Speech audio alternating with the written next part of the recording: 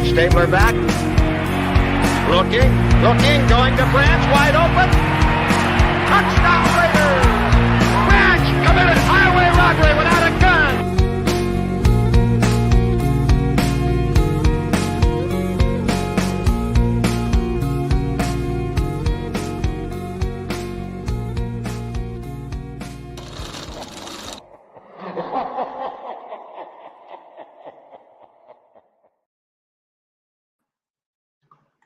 What's up, Raider Nation? It's OG Jack Daniel from the Chronicles of Black Hole. Can't even say my name right. And I'm joined here with Raider Ray. Wanted to just what is say, going on, Nation? Jack Kenna couldn't make it tonight, but feeling under the weather.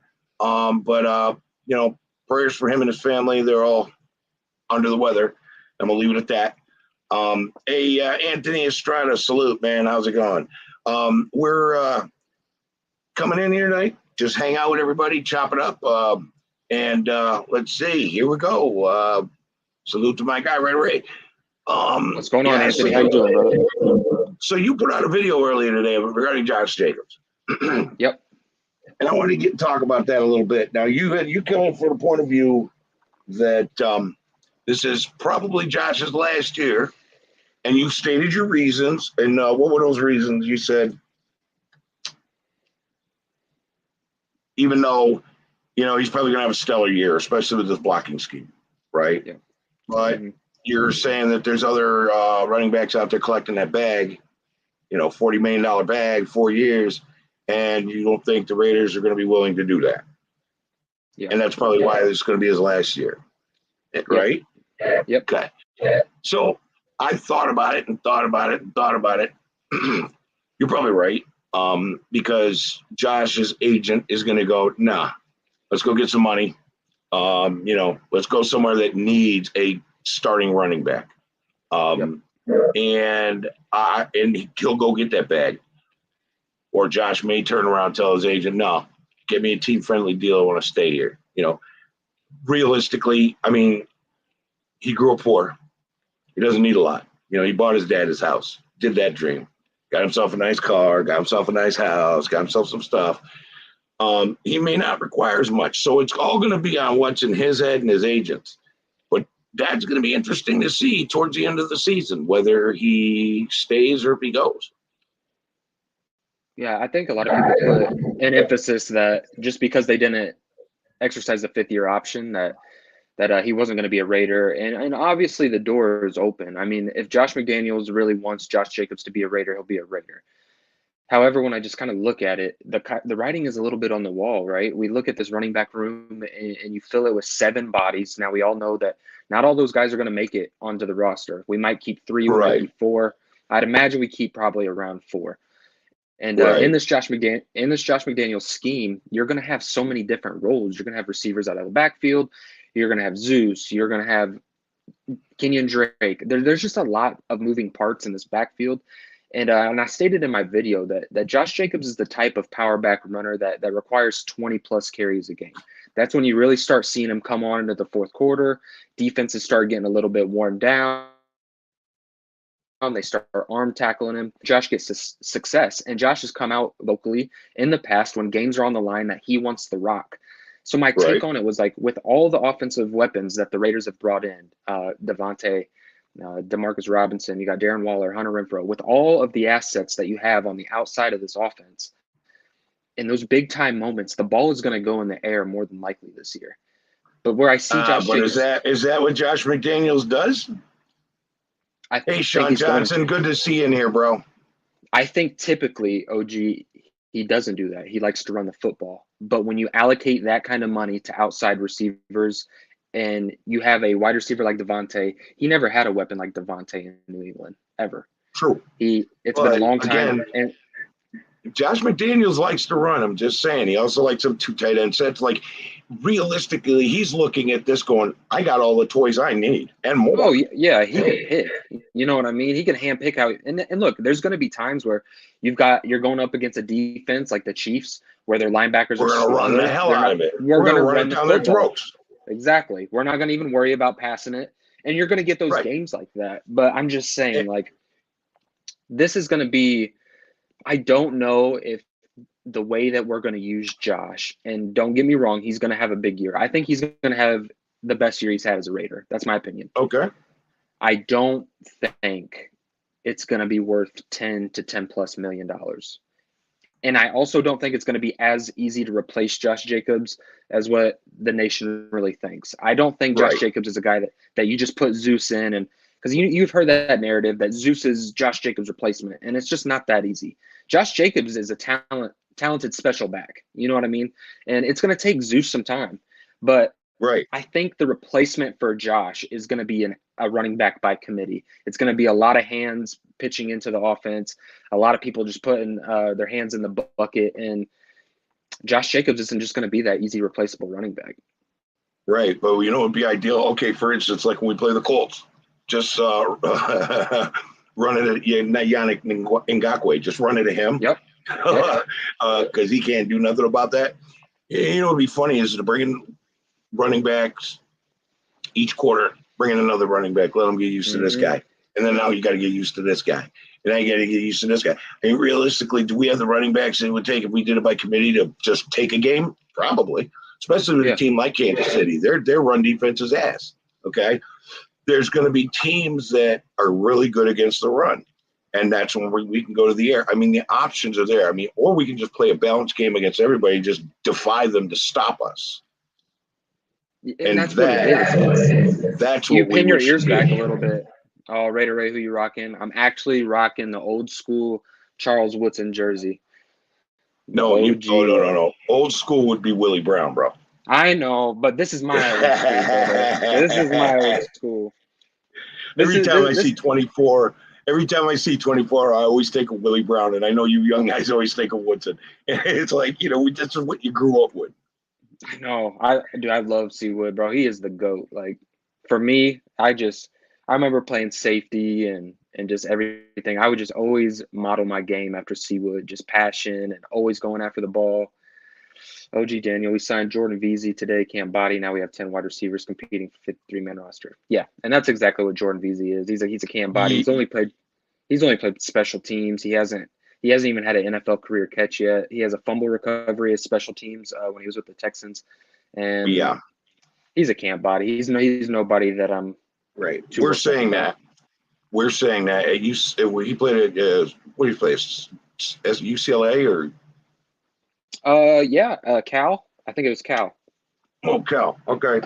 It might be. Played there. He wasn't a Cam Body there. The boy was balling. So he was balling. You never know. These guys might go, hey, we can get him back to that form, or he's a Cam Body. What's weird? I was reaching a little bit, but this is actually the receiver that's been doing workouts with Colin Kaepernick. And with Mark Davis coming out and then media lately talking about support of Colin Kaepernick, I was just like, is there like a 5% chance here that they're linking up some buddies for training camp? But I don't think they'll bring in Colin. I don't think so either. I don't think so. He probably makes more money from Nike. Mm-hmm. And he doesn't get injured doing it. Travis Kuntz.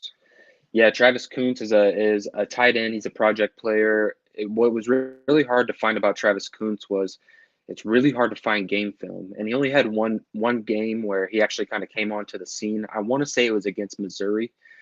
And look, he's a project tight end. I'm not gonna these type of guys that you're seeing us add, I wouldn't invest too much time. Obviously, I want all of them to succeed with the silver and black.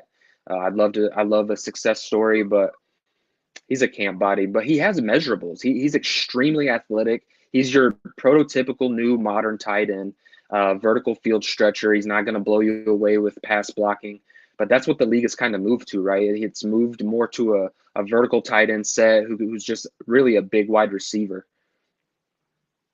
Right. Well, and that's what Waller is. Right. He's a big wide receiver.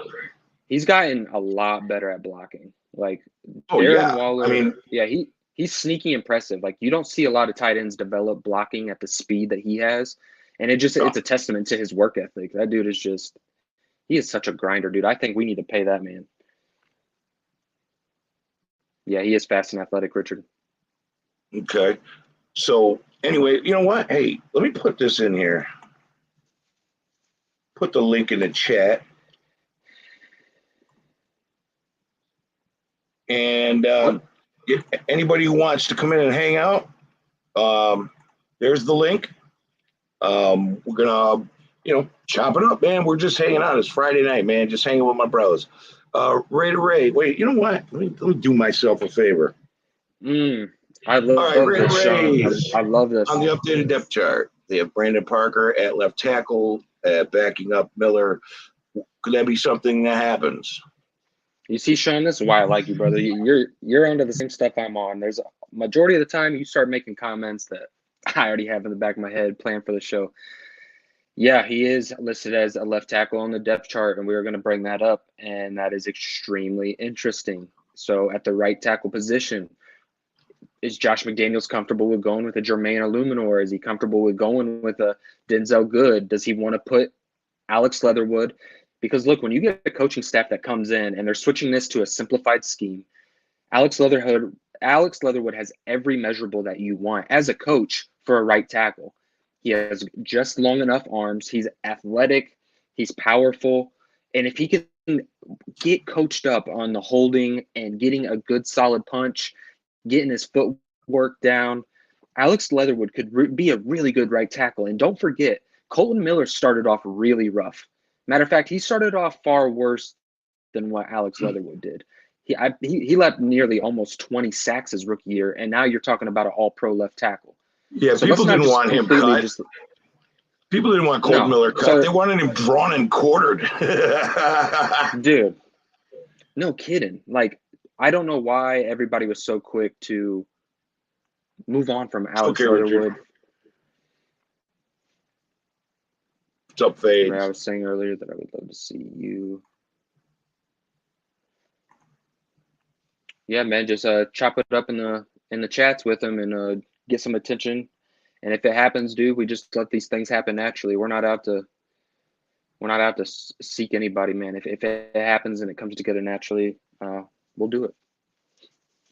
And like I said, guys, anybody want to come in, chop it up, man. Come. There's the link right there.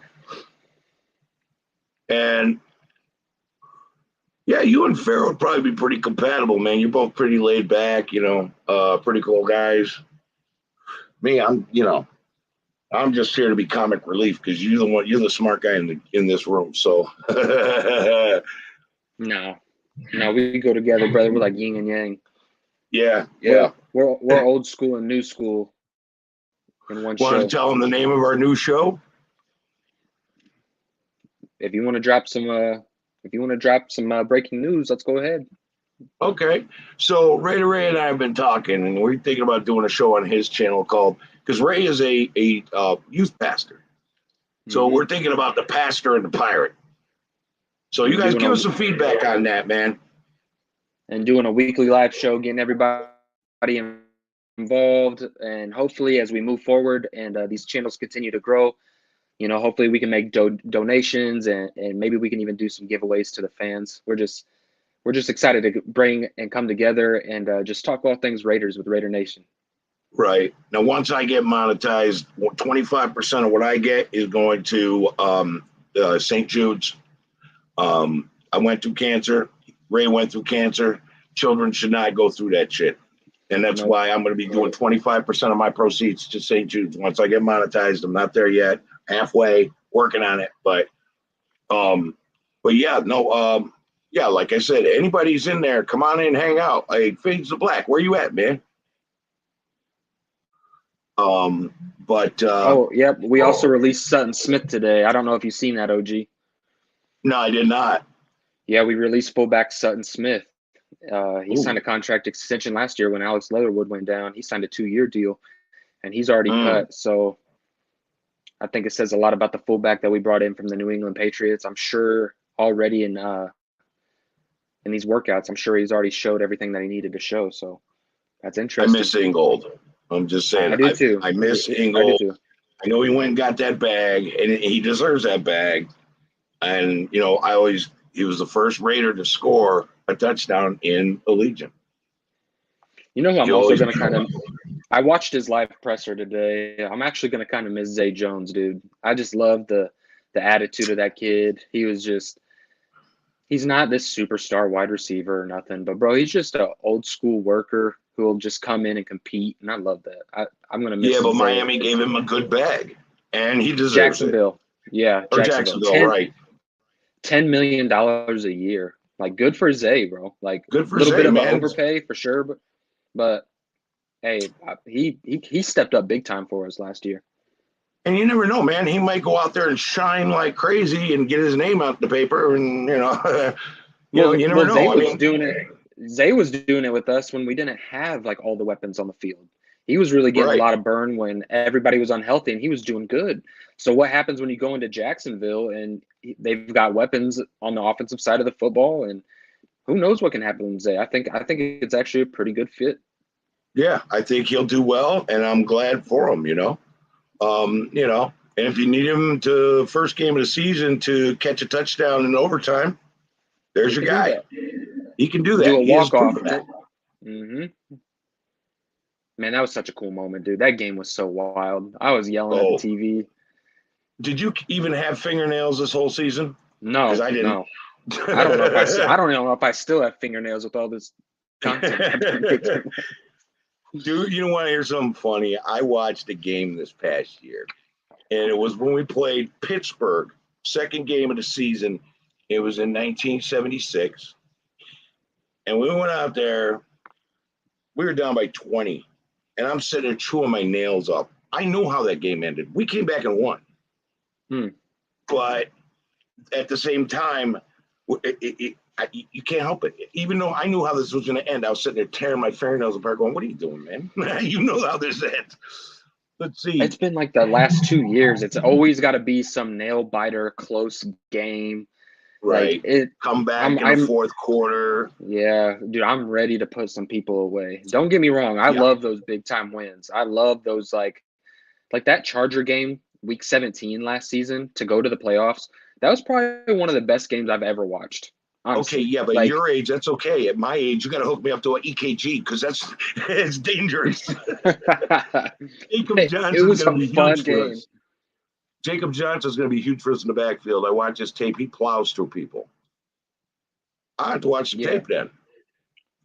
Oh yeah, no, Jacob Johnson, dude, he's an extremely, extremely good run blocker. I mean, he creates lanes. He plays with good leverage. He has good power. I love it. I don't know what his receiving ability is, but I don't think he's going to be asked to do that all that much. We have enough receiving backs. He doesn't have to catch the football. Right, but again, like a lot of these guys that we picked up, like UDFAs, stuff like that, I'm not even going to try to remember their names yet until they make the team. Yeah. I just can't. Right. I got to remember 53 names, bro. Mm-hmm. Carr allows all his wide receivers to get their bags. Nice to see the best come back to him. Agree. 100%. Yep. I mean, we've seen it with Nelson Aguilar. We've seen it with Cooper. I mean, he made Michael Crabtree look like a wide receiver. Yep. He made Michael Crabtree look like a wide receiver one. I mean, Derek Carr does not get the love he deserves, bro. I mean, I can't believe I'm not going to sit here and hype him up that he's just this top 5 QB. Nothing like that. You're not going to hear me say that. But Derek Carr is a true professional and is a very, very good quarterback in the National Football League. There's a lot of football teams that would love to have Derek Carr. Yeah, the Patriots wanted him last year. Yeah. So they came to him instead. You see the report? Did you see the report out of New England today? Yeah. These guys are not happy with where the offense is the direction they're going. Dude, that speaks a lot because a lot of people said when we signed McDaniels that, this was all Bill Belichick. Josh McDaniels didn't even really call plays, all that garbage, right? Yep. And now it goes to show you, bro, like you'll see it.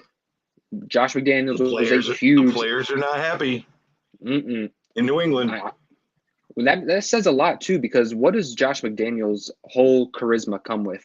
Everybody's always saying, "Oh, can he relate to players? Is he good with the locker room?" And here you have the New England offense coming out saying like, "Yo, we don't like this."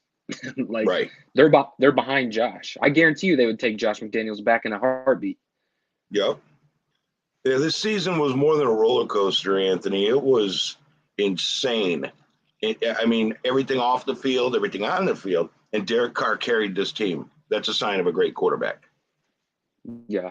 And Richard, I agree with you. I think when you see Derek Carr with some weapons this season, I think he's a dark horse candidate for an MVP. Like, Yep. If I mean, honestly, I'm not even gonna like no hype, no cap, no nothing. Like if Derek Carr and this offense can stay relatively healthy, Derek Carr will be a dark horse for MVP. Yeah, and you know what? Hey, salute, Robert. You know what? Let me tell you something. We don't have the red zone issues, and now we have Devontae. We don't have the red zone issues. All that gets taken away. There's not going to be a lot of them close games like that. We'll know we can come back from, in one, but it's not going to be that necessary most of the time. I want to see us go out and dominate like we used to do when I was a kid. Okay, that's when we know we're getting our dynasty back. Okay. Hey, No, we I got think. someone backstage. When I was a kid, hey, fades the black. Hey, what's going on, brother? We're getting our dynasty back. Turn up your YouTube, bro. Hey, we got someone backstage. Was a kid. Hey, fades the black. Hey, what's going on? Let me cut it out. Okay, good. We're good. How you doing, Ray? We're What's good. going We're on, good. brother? How you doing? What's up, OG? How you doing? I'm doing good, man. Just hanging out Friday night, hanging with my brothers, talking Raiders. Let's just put it this way. Wait, here's a comment. And you? He wins a Super Bowl, and he actually has a debate to be higher. Yeah, you know what? Like I said, I think this is the beginning, and I've been saying this. We are building that dynasty, and not just building back. We're building a freaking dynasty, okay? And let's see. Yeah, we're good, and we need to dominate. We need to start dominating again, like we did in the late '70s and early '80s, and dominate. And this time, though, it won't be just like 3 Super Bowls and a bunch of playoffs. It'll be 20 years of just stomping everybody, just like everybody. I want everybody in the NFL to hate us like everybody hates New England. Yep. Hey, man, I'll be honest with you, man. I'm getting ready for the Warriors to play, and that's the kind of shit I want. Everybody hates the Warriors right now. They've been dominating for the last 6-7 years, and they're going through again. That's what I want. I want the Raiders to be like that, man. Come in and kick everybody's fucking ass every fucking year. And you know what? Sean, what's that? I was checking out this comment that Derek Carr had almost 5,000 passing yards last year with that offense. Yeah, like 4,800 or 40. Yeah, and Sean, it's a fantastic point. Like, what happens if Derek Carr comes in and throws a little bit north of 5,000 yards and gets close to 40 touchdowns? Like, what happens when he puts up 35 touchdowns and 5,000 yards? And what then? What happens? Like, what is your guys' take that if Derek Carr takes this team to a Super Bowl, do you guys see Derek Carr being the quarterback then, finally getting us to the game? Do you see him being the quarterback for the next 3 to 5 years? Well, right now they want him to at least win one playoff game, right? So let's take it one step at a time. So he hasn't won a playoff game yet. Salute to everybody on the panel. Hey, Raider Joe, the original other Pendejo, man. I just put the link in the chat if you got a minute, bro. What's up, Pendejo?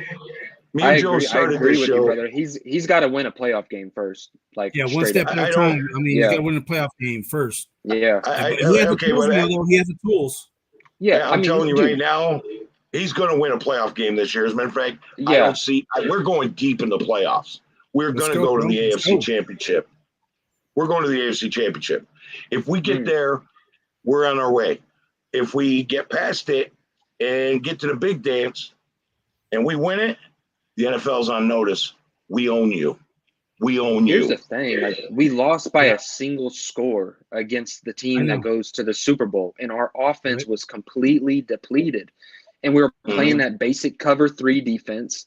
I mean, the amount of talent, I was looking at the roster today, and dude, I just cannot believe the list of free agency that we have brought into this team.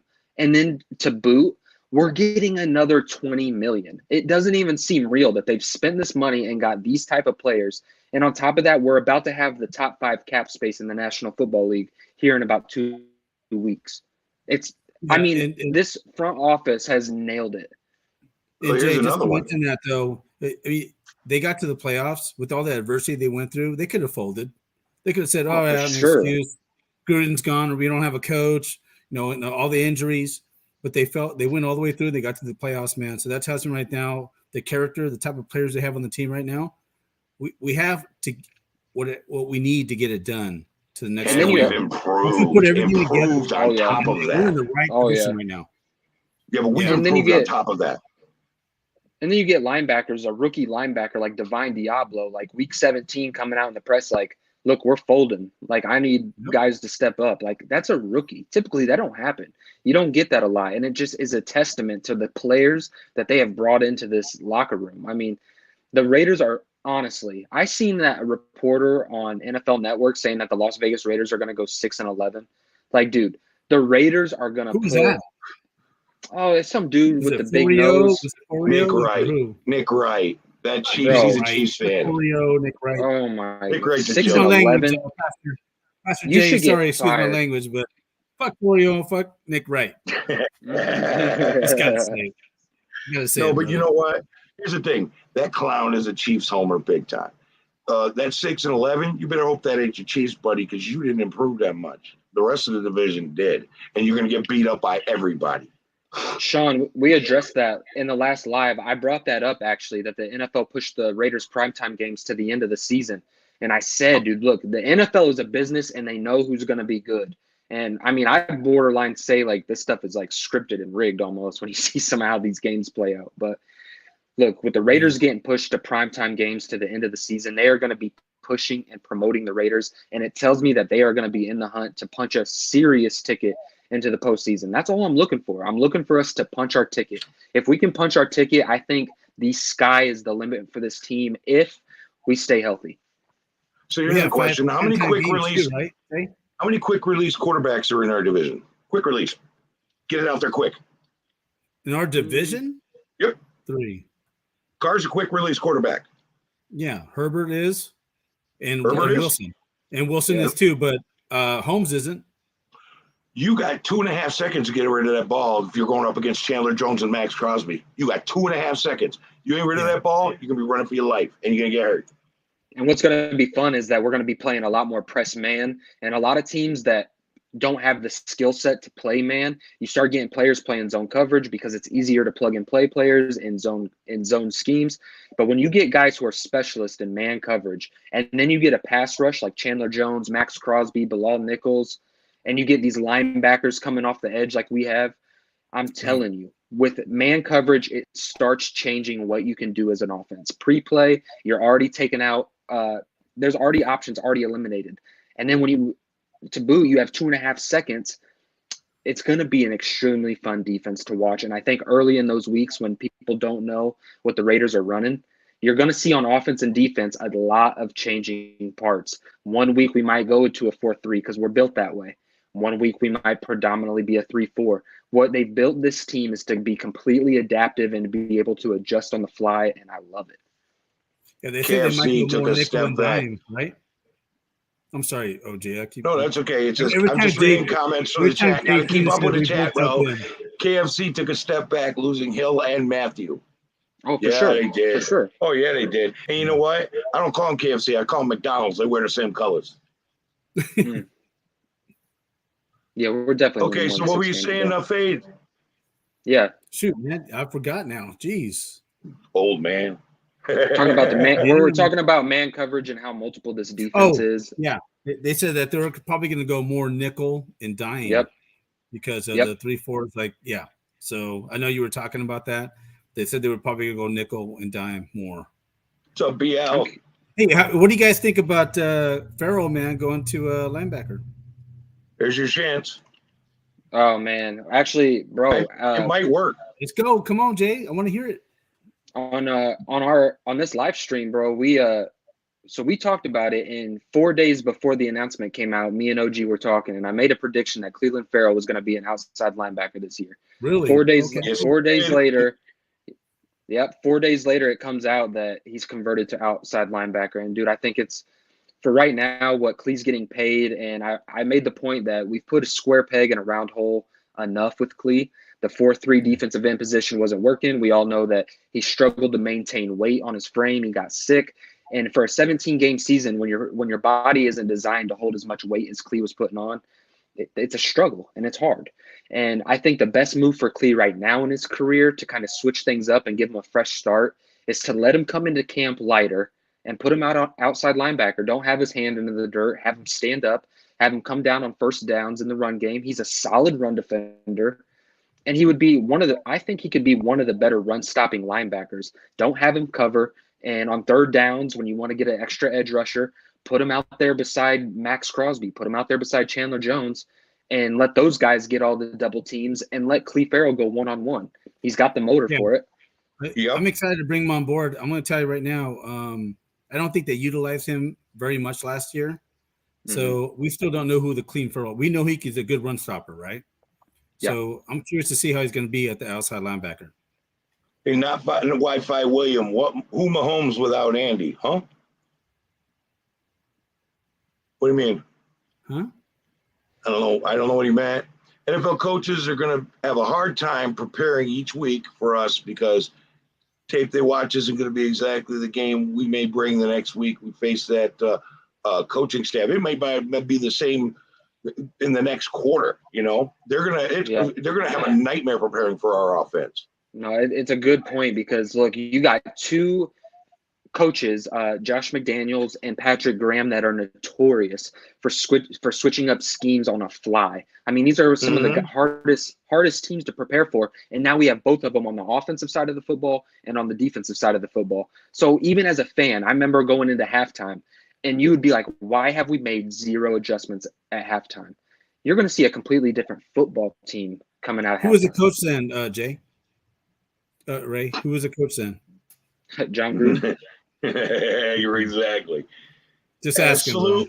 Salute OG Raider Ray and Fade. McDaniels is having the cheaters questioning Bill Belichick. Fuck them clowns. Yeah, that's what we were talking about earlier. Okay, so let's see here. I don't see King. Let's see Carlos. Kojo. Jump on, Kojo. Yeah, Kojo, jump on, man. Yeah, Kojo's cool, man. Yeah, I put the link in the chat. I'll put it in again, man, if you guys want. Put it in right now. So you guys going to any games this year? I'm trying to get to Tennessee. That's the closest one to me. Yeah, I'm trying to get to that as well. To me. And where, I was where talking do you live at Raider Ray. I'm here in going there. I'm in Indiana right now. Indiana. Okay. Right. Yep. Cool. I just bought my tickets for the. I just bought my tickets for the Raiders and Chargers, and my next one's probably. I'm looking at the Raiders and Niners New Year's Day. So okay. No, those would be Vegas. games. I'll be in LA and I'll be in Vegas. There you I'm go. hoping eventually, bro. I'm hoping when Huh? all this starts like kicking off that I could take a content creator or meet somebody else. I'd love to go to Vegas. You know what I mean? I'd love to get out there and just hang out with all the boys and catch a football game. Well, Doc's is talking about going to Tennessee, and so is Raiders Fan Radio you gotta lives get to LA there. with us, bro. We gotta fly you up to LA. You know we're all gonna be up there. Bro, I'm going to be in LA next month for my daughter's graduation. My daughter lives in Manhattan Beach. I'm going to her graduation next month. And another one? What? Well, no, you didn't go to Vegas because you had another. Didn't your other daughter? My daughter's graduation this coming month. Good for you, man. Good for you. Right. So, I know that was like a once in a lifetime thing, but so's this, and it's my kid, so I got to do that. Of course, they come first. Bro. Yeah, that comes first. Yeah, they have to. Kojo's at work. That's too bad, man. I'd love to have him come on. Let's see. BL, yeah, I can't wait. Kojo says, salute, bro. Okay. So everybody's saluting and talking in the family barbecue. So let me know. You all guys. What's going to go on with Jonathan Abram this year? Yeah, him and Jacobs. Both of them. Yeah. Those are my Jonathan two Abram? Oh, dude, we can't even trade him. Put him in the box. But you know what? I want to put him in the box, but now that they're going to put Farrell there, I don't know. I mean, no, I want to see them use Jonathan Abram as a blitzer a lot more. Yeah, I want to see him. I want to see him come after the quarterback a lot more. He's good within the first 10 yards. Anything after 10 to 12. I want to see him go after a quarterback. He will get way too many. We'll get way too many penalties. He don't know how to back off. He don't know how to wrap up tackle. He's got to pop somebody, and he will get that roughing the passer call every time. So where do you want him then, OG? Look, I don't want to defend anything but I don't want to defend anything other than a running back. You have him play the flats. You have him play in the run, box him up in the run, and I say you send him after the QB. I think he could tame it down. I think he could tame it down when it comes to quarterback. When it comes to running backs and all those other open field tackles, he's going to lay the wood on them. But I think when it comes to quarterbacks, I think he knows he doesn't have to hit him. I definitely don't want to let him go, though. I mean, he's an asset to our team. I think we haven't seen what he could really do yet, right? I don't know, man. I don't know about that one. That one, I had a lot of hope for him in the beginning, but right now I'm at a point where it's like he's either going to do something knuckleheaded or get injured, and then it's like, I don't know. Well, the sad thing, OJ, is that the knucklehead shit he does, and he can't cover now. Doing now is that we grew up on. Yeah, loved, right. But you can't do that today.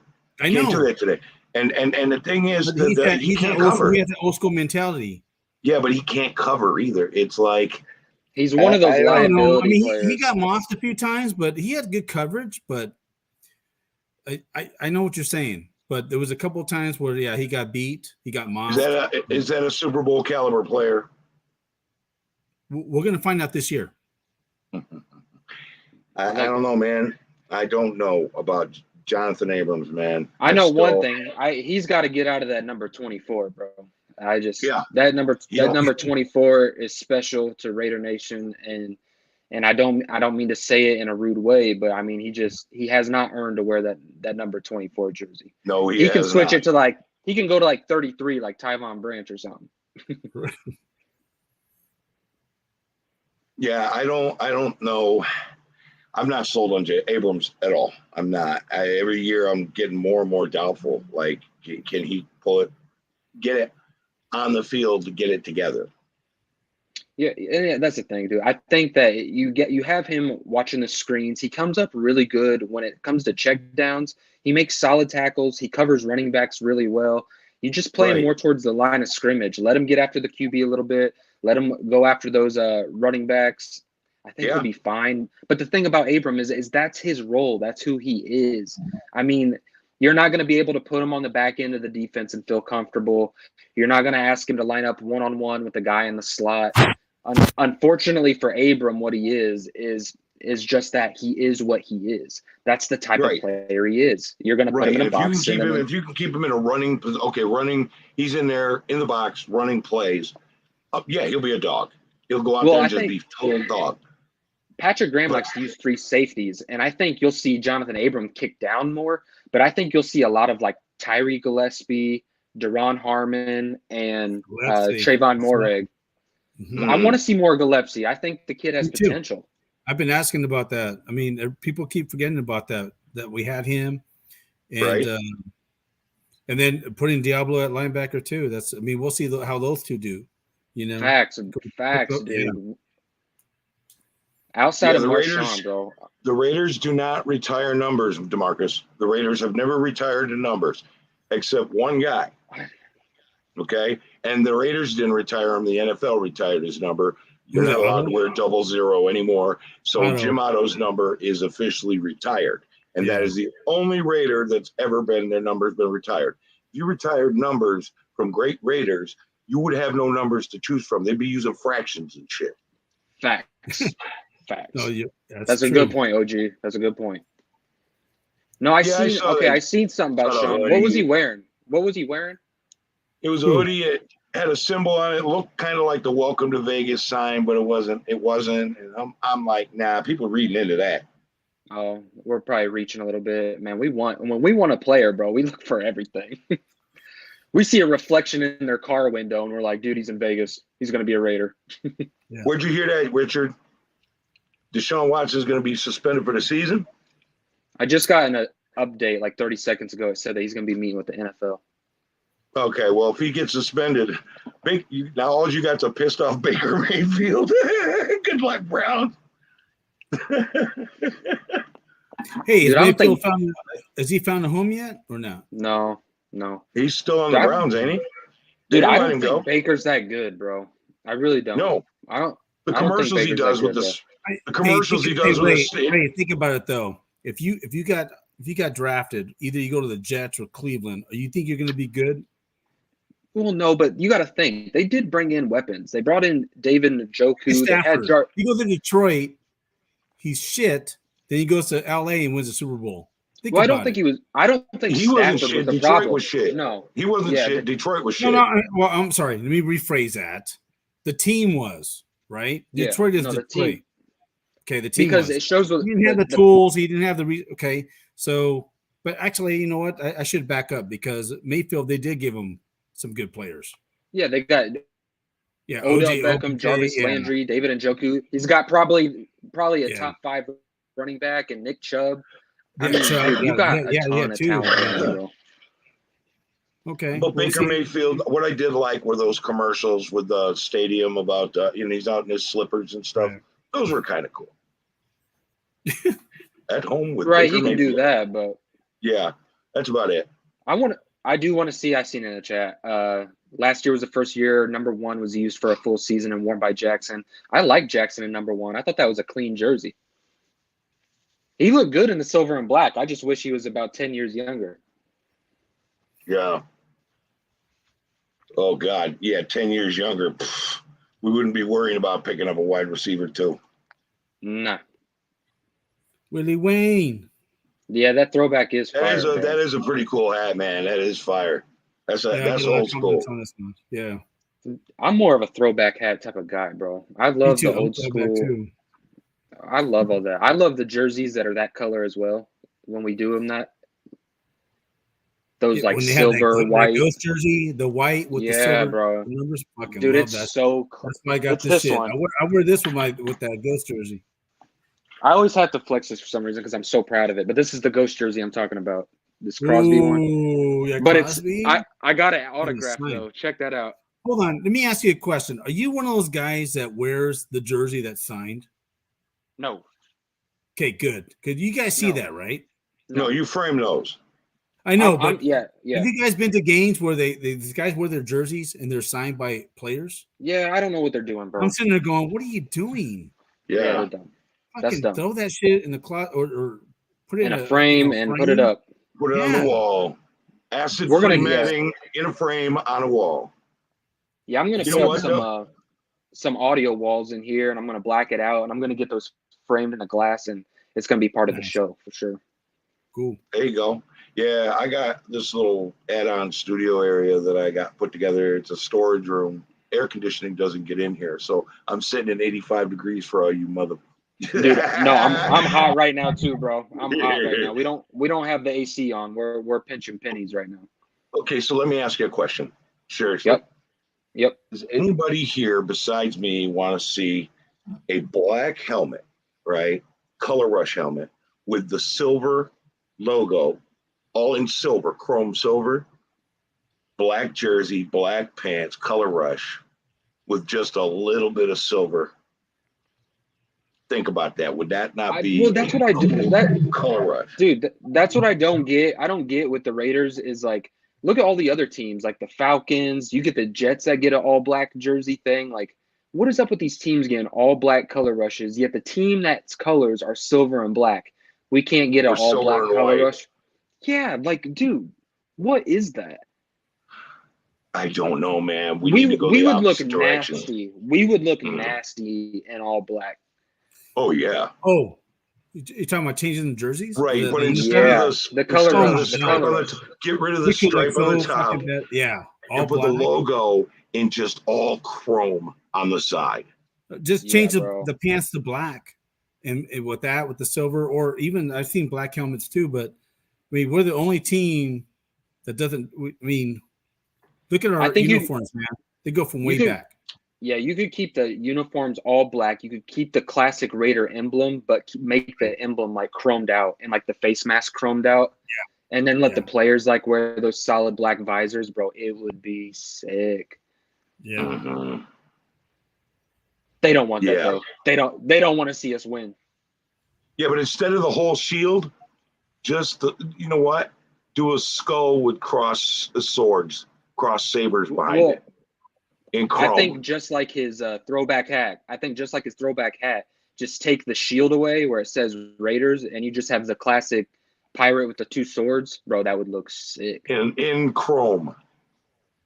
That would be bad. We're on to some. NFL we own those colors, man. We could do so much. They're like so fucking sick. Yeah. King Savage. You're right, brother. You're right. Let's go get Sue. That guy was born to be a Raider. Plug to my video. Go check it out. Yeah, I just don't want him to make stupid mistakes, though. Kicking people, and doing that shit. No. He really ain't like that no more, bro. Now that he's gotten a little bit older, like over in Tampa Bay, like no problems. He's averaging 6 sacks. We're talking about Abram making dumb mistakes too, but okay, here we go. Okay, I'm an OG, and Fades is an OG. This is Charles Razzo. He is of the ancient order. He's been around longer than us. Ted Hendricks played defensive end when he played with the Baltimore Colts. The Raiders switched him to outside linebacker. The Mad Stark, bro. That's no joke. And Razzo has been around longer than me or Fades, bro. He's of the ancient order of the Raiders, okay, of the Black Hole. We're just OGs, okay. Not Wi-Fi William. What is that? If you can get Sue, do we really need a top 10 cornerback? I don't think so. So.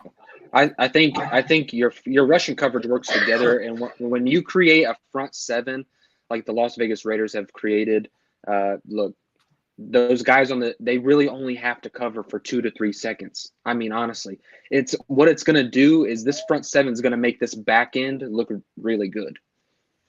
And the other thing about this, the front seven, the rest of the teams in our division better go get instead of 2 backup quarterbacks, you might want to pick up 4 or 5.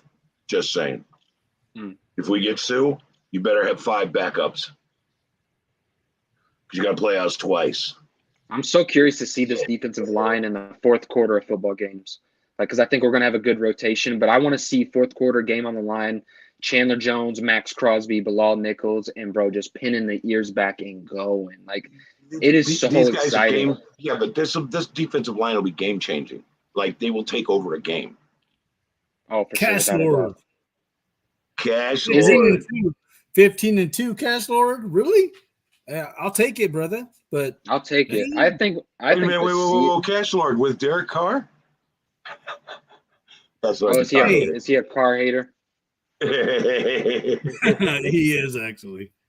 Hey, Cash Lord, good to see you, man. Let's see. Sue was born to be a Raider. I think we get him next month when we get our money back. Well, we'll see, man. We'll see. Okay. At this I'm going to point, say 12. I say we get 12 wins. Estrada. What do you think, Jay? Yeah. I was in that I was in that 12-5. That's max. our floor. Yeah, I think like 13-4. That sounds about right. But listen, I'm always hesitant with season predictions. I really am. I typically rarely ever do them. If somebody asks my opinion, I'll give it. For some reason, though, I see like 11-6, 12-5. I don't like. We brought it up in a live stream before. It's hard to keep all these weapons healthy. Now, if the Raiders were healthy for a full 17 weeks and we had Devontae, we had Waller, we had Hunter, and we had Jacobs, and our offensive line stayed healthy, of course, we have the potential to go 15-2. But it's realistically not in the cards that there's going to be weeks where Devontae's out of the lineup. And what happens if Devontae's out of the lineup for 3 weeks? What happens when Waller gets taken out of the lineup? Like, I know that we're flexible, but it is going to make this offense just a little bit less dynamic if guys start going down due to injury. And we can still win. That's why it's called a prediction. So, and we can still win. Vegas put some money down. I mean, what would you say the record would be? I mean, that's why it's called a prediction. We know that's just going to happen during the year. We already know that. Oh yeah. So okay, you ready? Vegas is putting up odds 8.5 wins for the Raiders. Yeah, you're going to take the over or the under? Okay, I'm taking the over. I'll take the over. Of course. I'll take that over all day, bro. That's Vegas trying to make the money, bro. If you give Jones and Crosby 3.5 seconds, coverage plenty of time to kill a quarterback. Yeah. Exactly. Okay, do you think between the two defensive ends, could you see Max Crosby getting close to 15 sacks and Chandler Jones like around 12? I do. Then how many Bilal going to get? Because if you got to be double covering somebody, you got to be double teaming somebody. I think Bilal will get 5 or 6. Like I said, he's not like a premier pass rusher, but he offers pass rushing versatility. I think but Bilal is used to being double teamed. Think about that. Now you're double teaming. Who are you going to double team? Chandler Jones? Crosby and Bilal going to tear you apart. Chicago had Khalil Mack. We know Khalil. He got a lot of double teams. A lot of tight ends. He also got injured. They doubled up on Bilal Nichols. Who's the other edge rusher, though? I don't even know why the name is passing my mind. They have another defensive end over in Chicago that's good. Is it Quinn? I don't know. I'm not a Chicago Bears fan. Yeah, he's a good pass rusher. Maybe somebody will know. Cashler, are you opening up the car? Salute, Aunt and Rich. Cash Lord, salute, bro. Oh, man. So, yeah. Here's the thing. If we got Bilal Nichols, we got Chandler Jones, we got Max Crosby. If you Bilal Nichols is used to being double team and sometimes busting up double teams, okay? Mm. You don't double team him, he's going to kill you. You don't double team Max Crosby, he's going to kill you. So what does that look like when Ndamukong Suh gets signed by the Raiders and he's put right next to Bilal Nichols? That looks like a lot of dead quarterbacks in the AFC West. Because look, Suh is nasty at eating double teams. I was just watching film on him 2 days ago. They have to double team his ass. Yeah, at this age, at 35 years old, people are still double teaming him, and he's eating them up. Oh, that's good. That's a good observation, King Savage. Raiders 12-5. Josh McDaniels going to make sure the Raiders stay healthy during the season because the Patriots have a history of staying healthy during the season. Okay. That's a very good point, man. If you really look at our team, the last 3 years, man, how many injuries have we had with Mullen? I mean, all these guys, man. Think about it. Jacobs, Ruggs, I mean, Edwards, we never Drake. Think about it, Drake. I mean, and that's another thing they've been talking about. I mean, man, I was on one show with Dirty. I think it was JT. He mentioned that. They go, "Hey, who do you want? What changes do you want this year?" And he said, "Man, I want someone to come in and help our team stay healthy." He didn't pick a player. The thing about the roster is that it's built in a way that you can scheme guys out and you can get such a good balance of rotation that a lot of guys are not going to be asked to do as much. Look at this, Cash Lord Raider. Even with Nick Mullen, we would go to playoffs. This team is stacked. So with Carr, for sure we're going deep in the playoffs. See, there you go. Last year at the beginning of the season, I said something that got me tore up. I said we're going to the playoffs this year. We're going to the playoffs. And you can't say blah blah blah blah. Yeah, I can. Now I'm saying we're going deep in the playoffs, and I really think we're going to the AFC Championship. Period. Yes. Okay, so here's my scoop. Eddie Goldberg. We're a 12-5 team in my eyes, just like you. If we beat the Chargers in LA, our home game in LA, if we beat them game one, I don't see us as a 12-5. I see us as 14-3 right there. If we beat the Chiefs in Arrowhead, we're now going 13-4. But are you expecting the Raiders to drop a game that we shouldn't necessarily? If we beat the Donkeys in Mile High, we're 14-3. If we beat the Colts, we're 15-2. We beat the Rams. If we beat the Rams, we're the next 72 Dolphins team. We're going to be perfect. And there it is. Now, here's the thing. There's a trap game. We do have to play New Orleans in New Orleans. I ain't worried about that. The next week, we have to fly out again and play the Jacksonville Jaguars in Jacksonville. Is Jacksonville a much improved team? Yeah, they are. With what they've done in free agency in the draft, they are a much improved team. there's our trap game. And that'll put us back in, and then I'll subtract one win. Okay. That's the way I'm looking at the season. And if we stay healthy, the I word doesn't come up a lot, we're going to the AFC Championship. I think as long as we punch our ticket, I think that this team is just going to have a different swagger to it. Like, if this team stays healthy and punches the ticket, I think for the first time, we made the playoffs last year, 2016. We crawled to the finish line to even get into the playoffs, beat up. If the team can be healthy and we actually punch our ticket this year, I think that it is, like you said, OG, it's the start of a dynasty because the swagger of the Raiders is back. The silver and black, the aura of it, the look of that silver and black jersey, primetime games. The Raiders are stomping on people like the Chiefs and beating the Bills. Like, if the Raiders can punch their ticket and they're healthy, the Raiders will make a deep run. If we can win 3 Super Bowls in the next 6 years, you guys will have the mindset that I have. I expect us to win. Yeah. I don't expect us to lose. I don't expect us to mess it up. And that starts at the top down. That starts with Mark Davis, Dave Ziegler, Josh McDaniels, Derek Carr, all the way down to the water boy. Like, that whole organization. And you can feel it.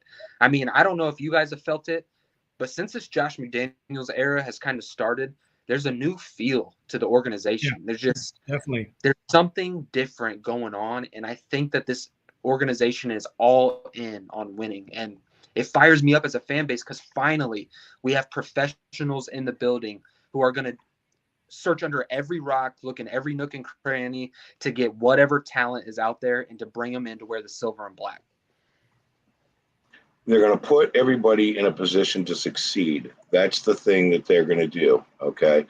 This is going to be, we are heading, look, Gruden and Mayock laid a little bit of foundation. They did. I'm not going to sit there and trash them, especially Mayock, because he didn't get to pick till the later rounds, but his later round picks are still here and still firing, like Max Crosby and Nate Hobbs. And what I'm saying is a little bit of foundation. I think these guys came in and filled up the cracks, laid a better foundation, and started building on top of it.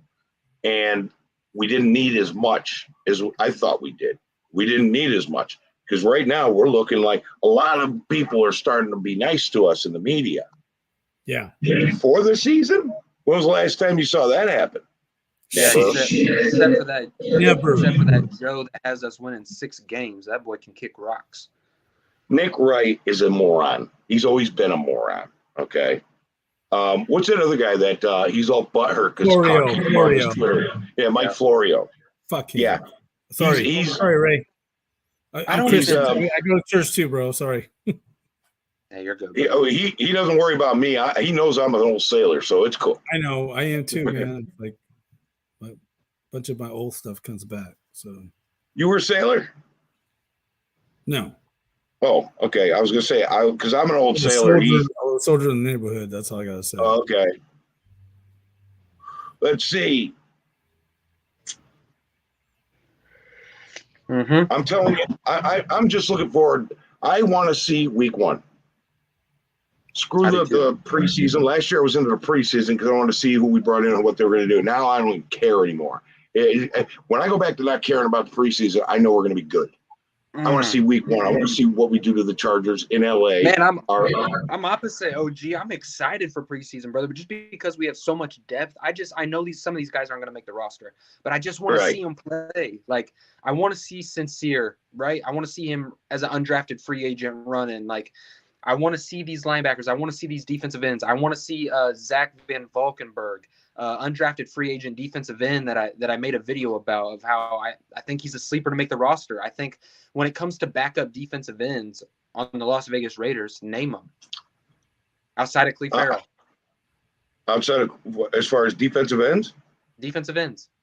Well, we got Malcolm Kuntz. Okay. We got we need to pick up Philon's gone, right? Philon's gone. I don't know. I hope we pick Philon. He's a tackle. He's a DT. This is why I think Zach Van Valkenburg is going to make this roster. He's a guy that has a relentless motor. He's a guy who has good size. He was the leader and captain of the Iowa defense.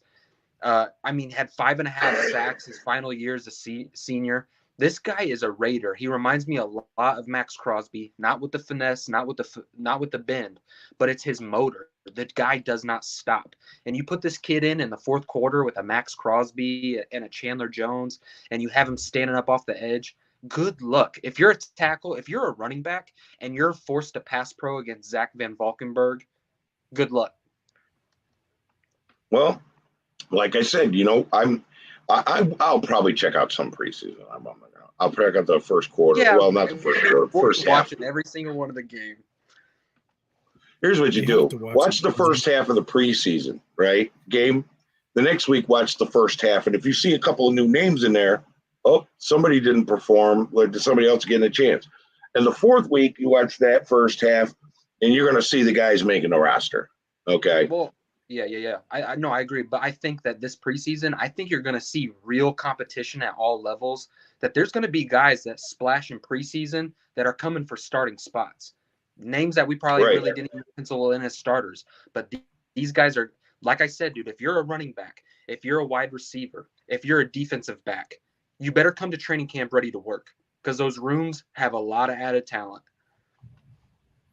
Well, I'm going to tell you right now, we're going to see a lot of really good, talented players get cut too. And that's the way it is when you got a championship caliber team. You're going to see good players that you expected to make the roster tossed. Because you got good decision makers. The Chargers and the Broncos. Look what we've done to our running backs, man. Look how many running backs we have right now. And these teams are going to bring when we release them, these teams in our division will bring these guys on because they're going to want to know every little detail what Josh McDaniels has cooking in Las Vegas. They're going to be asking about the playbook. They're going to be asking about the defensive scheme. Like our players that are cut will get picked up even if they don't make the roster. That's a very good point. They're going to be signed by rivals. The thing is, though, is that what I like with this new regime, they're making these guys fight for their jobs. They don't give a crap if you were a starter or not.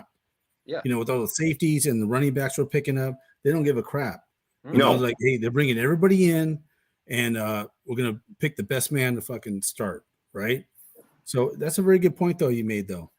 Read what Cash Lord just put in there. Chargers can't stop the run. Their linebackers can't cover. We're winning week 1. I can break down all our wins next season. I'll be there, baby. I'll be there. Cash Lord, what do you mean? What do you mean next week? What next week? What do you mean you be there, Fades? He's going to week 1. The Chargers game. Okay. Cash Lord, the link is in the chat. Come break it down first, bro. Yeah, I would love to meet you. I would love to have – I would love it if you tell me. You haven't had Cash Lord on here yet? Huh? You haven't had Cash Lord on here yet? I'm not sure. I don't remember if I did. Hey, Cash Lord, bring yourself on here. Yeah. Come on here, Cash Lord. Come break it down. I'd love to have a breakdown, a good breakdown like this. Yeah, he's cool, man. No, I don't think he isn't. I know he's a car hater, but that's cool. He isn't like brutal. Yeah, he is. He's gonna, No, yeah, I agree, Cash Lord. Like, look, losing Tyreek Hill is huge for the Kansas City. Everybody's entitled to an opinion. We can debate, right? As long as we don't argue. Yeah, but see, I don't think Cash Lord's that bad, man. He's got his reasons. I want to hear his breakdown for the season. I would love to hear a different type of opinion than mine. Different too, Cash Lord. Jump on, bro. Yeah. No, yeah, and Cash Lord, I love what you said about losing Tyron and losing Tyreek Hill. Look, Tyreek Hill was pivotal for Kansas City. He opened up their entire offense. He allowed them to do literally whatever you wanted. You had to cover every inch of the field. With Tyreek Hill gone, this offense that Patrick Mahomes is running, this close his eyes and just toss it down the field because he knows Tyreek's going to go up and get it, that's gone. You can want Sky Moore to come in and do that all you want. He's not Tyreek. Every team that plays him, they have to account for him. Yeah, right? That's gone now. That's gone. Yeah. So you're not going to play the Raiders like you used to. You're not just going to send them on go balls. It ain't happening no more. Right. Look, Sidious, Tito, look, man, I can't grow the beard back right now. And let me explain. It's 85 degrees in this room. Okay. No, and it's going to be 97 tomorrow, bro. And I'm not even going to get on a show because it's going to be too hot. I'm not growing it back till September, man. But look, by November it'll be big again. And it only takes me 2 months to grow this bad boy out big. So, and I got all that product that was sent to me from Gravy that I'm not going to let go to waste, man, because that's some fire ass product. The other stuff I bought and from Walmart, and I threw that shit out. It was trash. But Gravy put out that good stuff.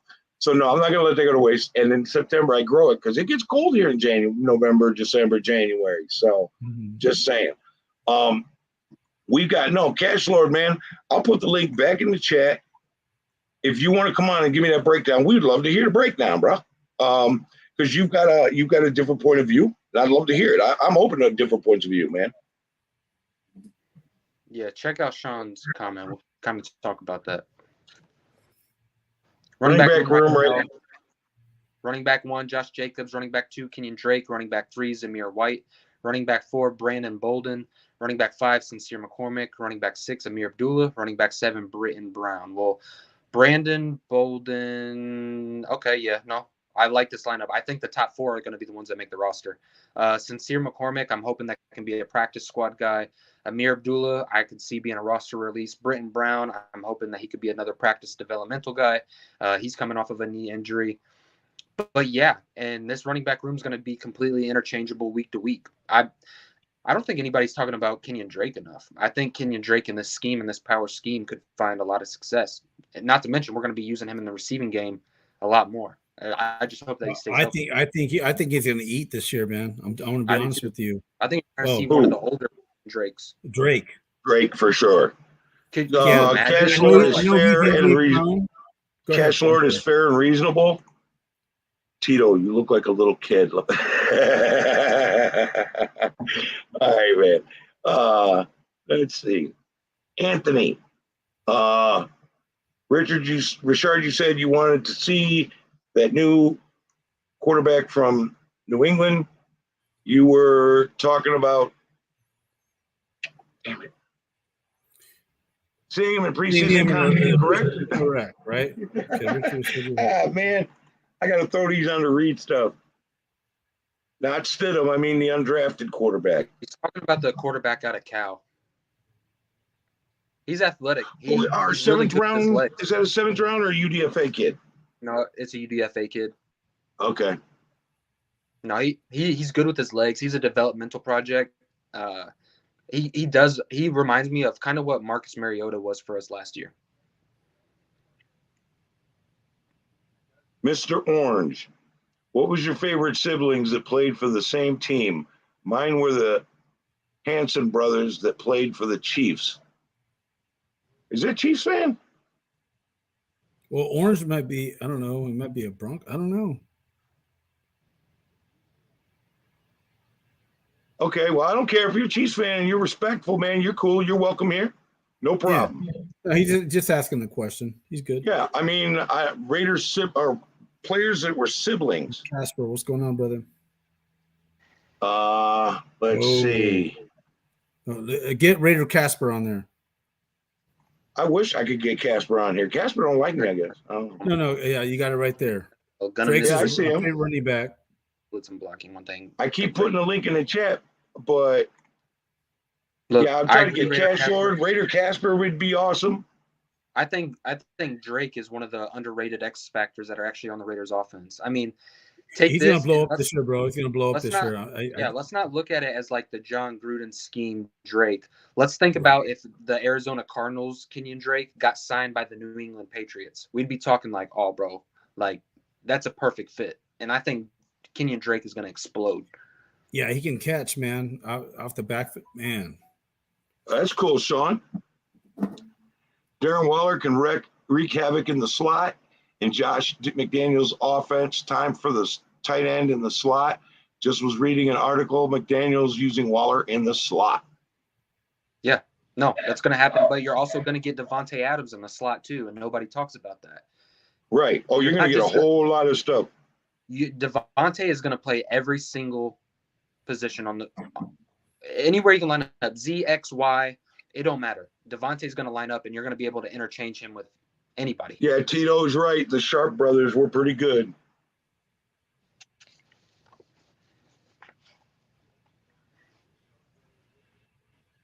What's up, James? Right, let's see. The Charleston Chiefs. I'm curious. I want Sean Johnson to come on sometime. That'd be cool. There's a lot of guys I'd love to have come on. Yeah, we view the game pretty similar. I'd like if we could just sit down and chop up Raider football. Right, like I'd love to have Casper come on. I know Richard's working. Yep. I would love it if Tito came on sometime. I would love it if Sean Johnson came on. I would love it if what else did we talk about? I would love it if Rezo came on one time, man, but he don't come on my show. I would love it if he did, though, because this guy's like, this is the guy you want to listen to. King Savage would be good on here too. Like, yeah, there's Cash Lord would be great. Like, yeah. I would love to have a bunch of these guys come on and hang out because I'd love to talk with them. Like, that's how you got me on OG. Huh? That's how you got me on OG. I was the first one on your show. Yeah. You're the first one I've been on. Yeah, you were my first one. I know you. Pop that cherry. There's two people next to me who got them cherries popped on my show. So first time on my. You're out here taking advantage of us for, bro. Don't be that kind of. Then he goes, you're the Uncle Myron, go on Gabe show, go on Dirty show, go on Doc show. Okay, you're blessed now. Go ahead, take off. No, man, no. It's like, and I did. I started jumping you came on my show. Your first time came on my show, and you know what? Oh, by the way, congratulations, bro. I saw that in your video too. 100 subscribers in one day. Wow. Yeah. That's mind-blowing, man. It didn't make any sense, bro. I mean, I posted the Jayon Brown video yesterday. Right. And it had almost 2,000 views. Like, it blew up. And I've got I put up the Cleveland Farrell video, switching to outside linebacker. I put up, do the Raiders really need a true number wide or two? And then I put up the J.M. Brown video. And before I hopped on the live, I put, is this Josh Jacobs' final year? And I saw that one. I haven't got to look at the Josh Jacobs video, but yeah, I saw them all because, you know what? They were the beast ice. Wait, sorry, guys. It was just a little joke. They were 80s ice hockey movie. No offense intended. That's all right, man. I guess I missed that one. I missed that movie. But no, this is the thing is, though, you got that content that's so in-depth and so perceptive and everything else. You get your first troll. That's a big milestone. Your troll and your porn bots are your biggest milestones when you're starting your channel. And I got both of them this week. So. There you go. And you got 100 subscribers in one day, man, because you got that kind of content.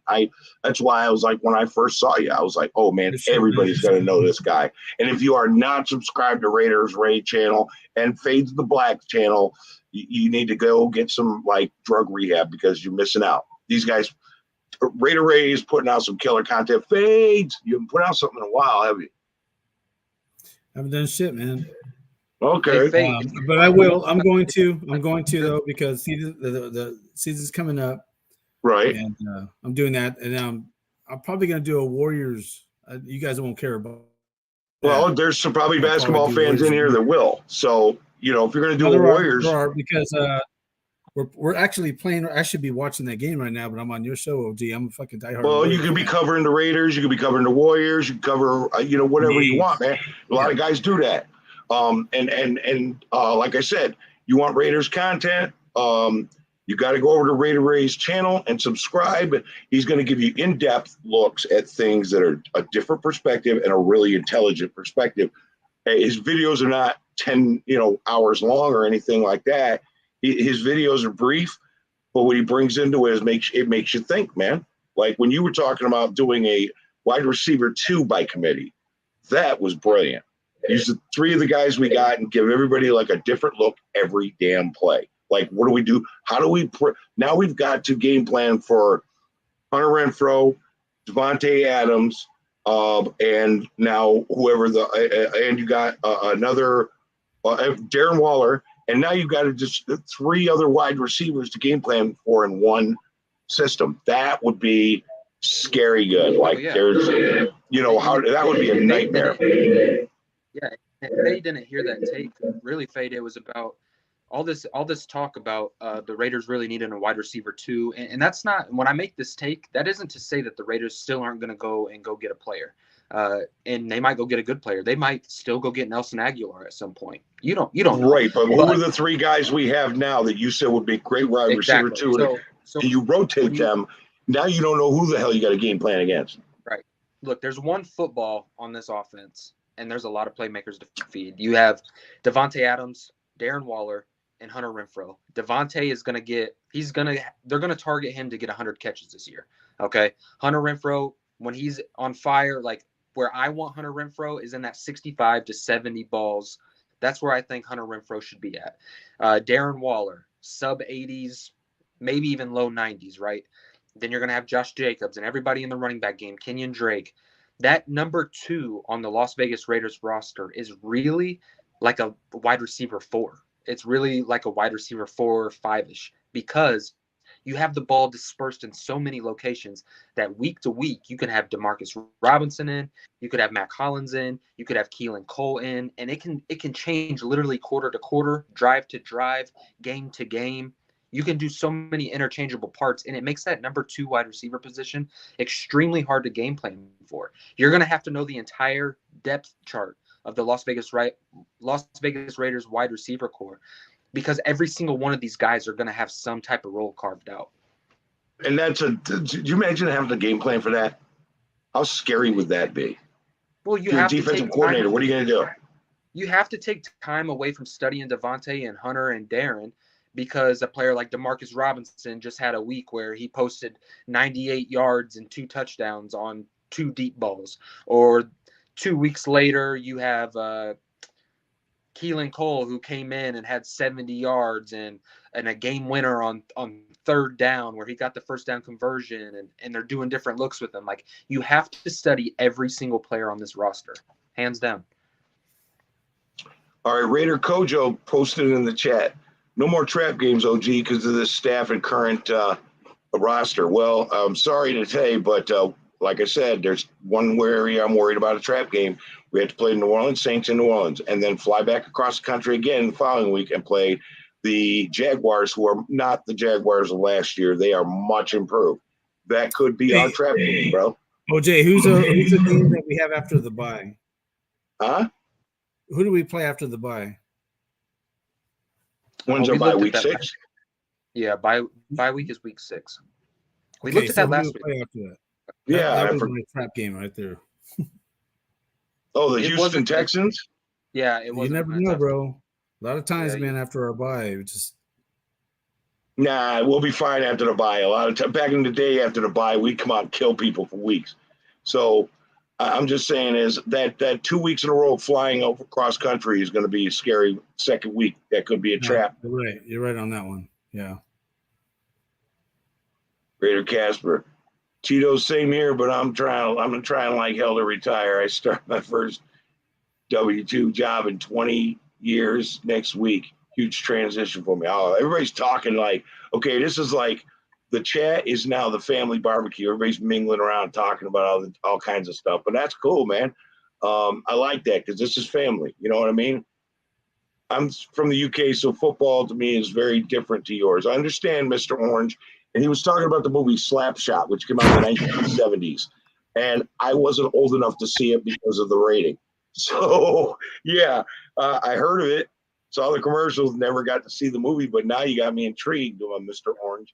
I'm going to have to check that out.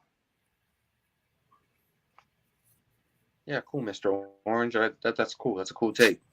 I'm glad you got I would definitely recommend checking out the Premier League games on Sunday, as it's the last of the season, and there are a lot at stake. All games start 4 p.m.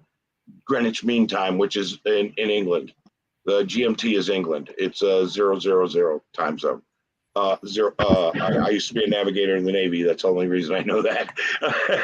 So it would be like 4 p.m. their time would be like 10 or 11 in the, or no, 9 or 10 in the morning here in the East Coast. Mm. If you're on the West Coast, it'd be like 6 or 7 in the morning. And I know there's a bar in Redondo Beach, California called Hennessy's that will be open that time of the day for that game. There's another bar in Santa Monica will be for the games because they open for rugby and they get special permission to open for rugby and soccer matches all over the world. I used to live in California, so. No, yeah, I like that, Sean. He said that wide receivers. He said wide receivers we should look at post June 1st if we're going to go for one. Nelson Aguilar, Andy Isabella, Cole Beasley, Emmanuel Sanders, or Will Fuller. Well, what about Jackson? Yeah, what's going on with him? Deshaun? He's got speed. Yeah, he's got speed. He's still got speed, man. I'll take Nelson Aguilar over Deshaun Jackson. Really? Oh, for sure. Yeah, I would take Deshaun because of the speed. Nelly didn't even look. Nelly don't throw him anything. He drops a lot of balls, but just get him out there to just stretch the field. No, I think this offense with Devontae Adams, Darren Waller, Hunter Renfrow, and Nelson Aguilar. Like I said, that Nelson Aguilar on the outside playing much a wide receiver 4 role. He's going to draw the third corner on the roster. He had his career year with the Las Vegas Raiders, and he didn't even get a start till week 5. Finished the season with 896 yards, almost 10 touchdowns. Like, bro, in the silver and black, Nelson Aguilar has chemistry with Derek Carr. Like, they had a good connection. So, yeah, did he drop balls? If he would have dropped everything, but Watson didn't have that. You're talking about a 1,000-yard wide receiver if he would have actually caught everything that was thrown his way. But give Watson the offseason to work with Carr.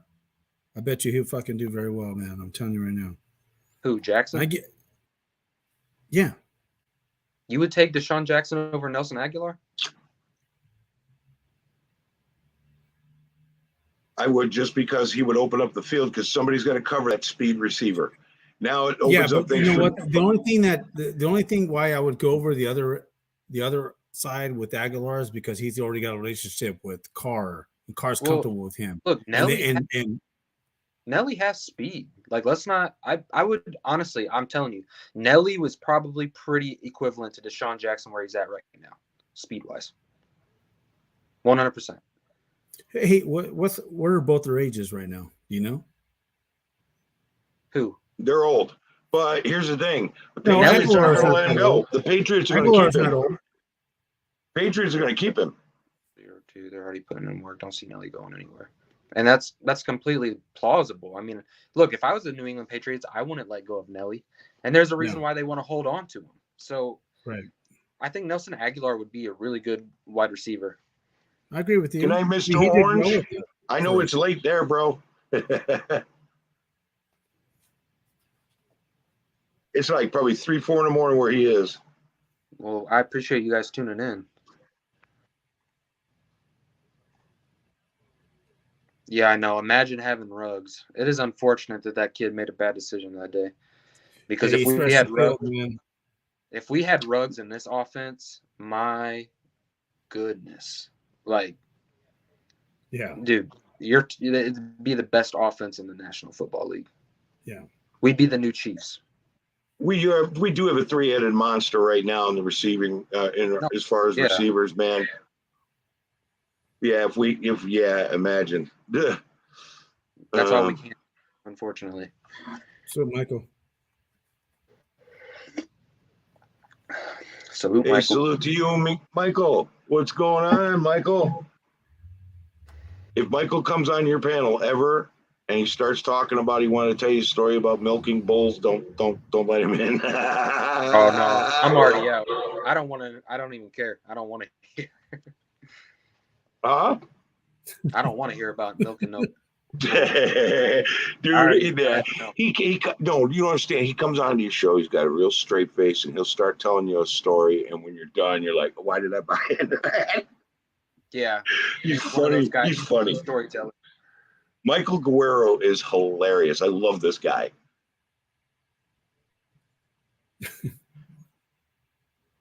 You know, Sean, I don't know. He asked if we should take a look at right tackle Daryl Williams. And yeah, look, like I'll say it and I'll stick to my guns because I've said it and I'm on air saying it before. Like if you can add good talent to a roster and you're in the month of June, then bring in a good player. But I honestly think that we have the players in the locker room to play adequate at the right tackle position. I think Jermaine Luminor, Denzel Good. I think Alex Leatherwood in the power gap scheme. You simplify things. I think that there's people on the roster that could plug into the right tackle spot, and I think we'll be all right.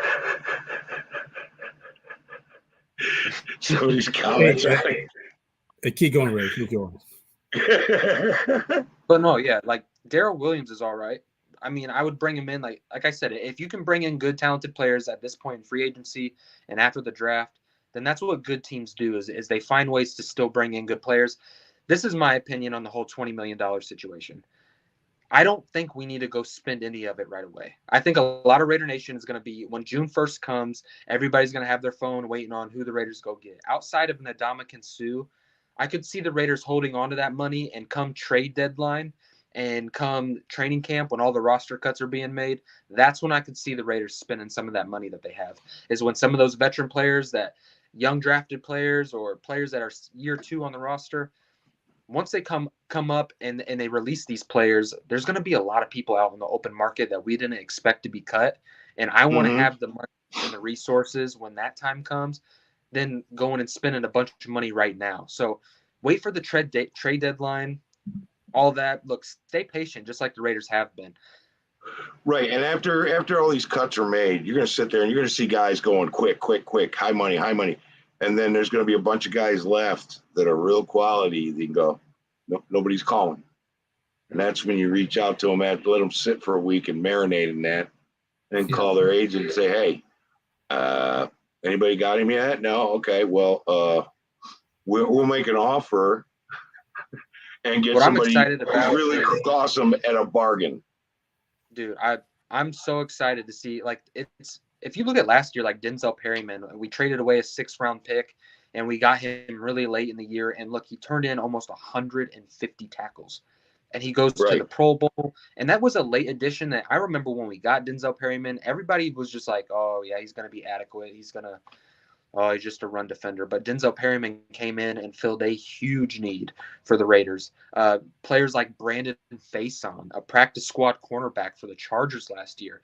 And when we started getting beat up, they bring him in, and he played adequate as a corner. He now has a job out in Indy with Gus Bradley as a corner. So these late season additions, I always have my eye on, because these guys come in and they've been in training camp, they're in shape, and they're a plug and play in the scheme.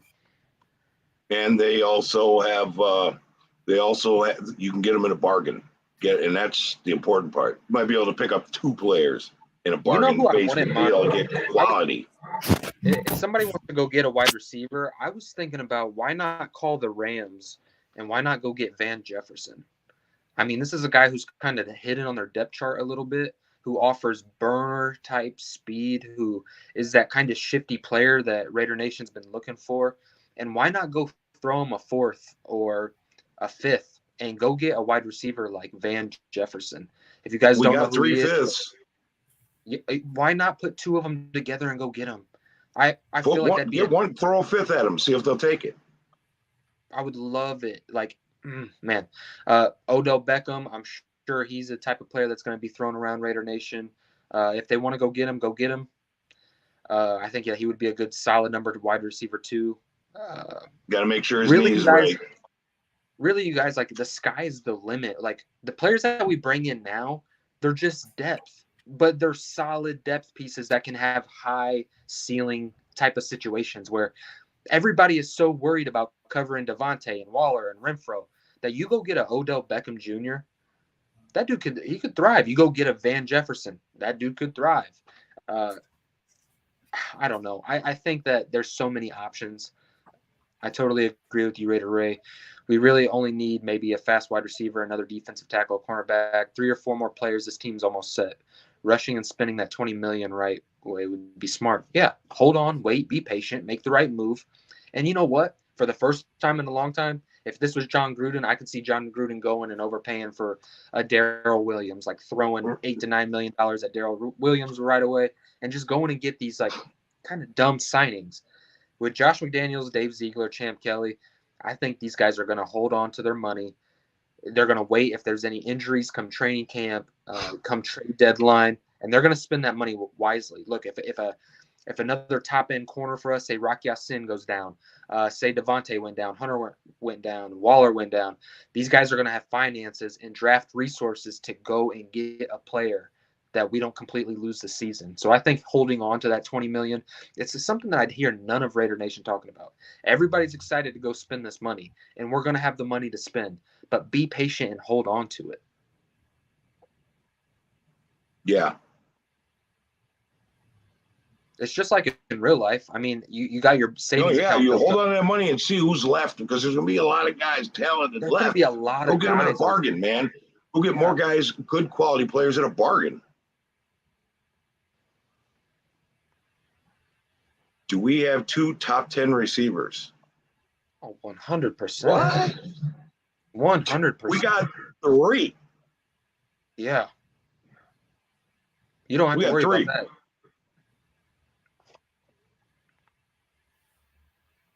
We need a CB and a safety. I agree. We need depth.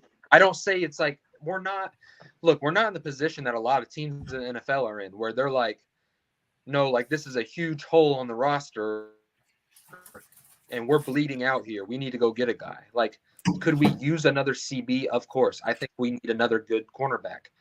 But a good cornerback could come in the form of a Curtis Samuel that we just picked up.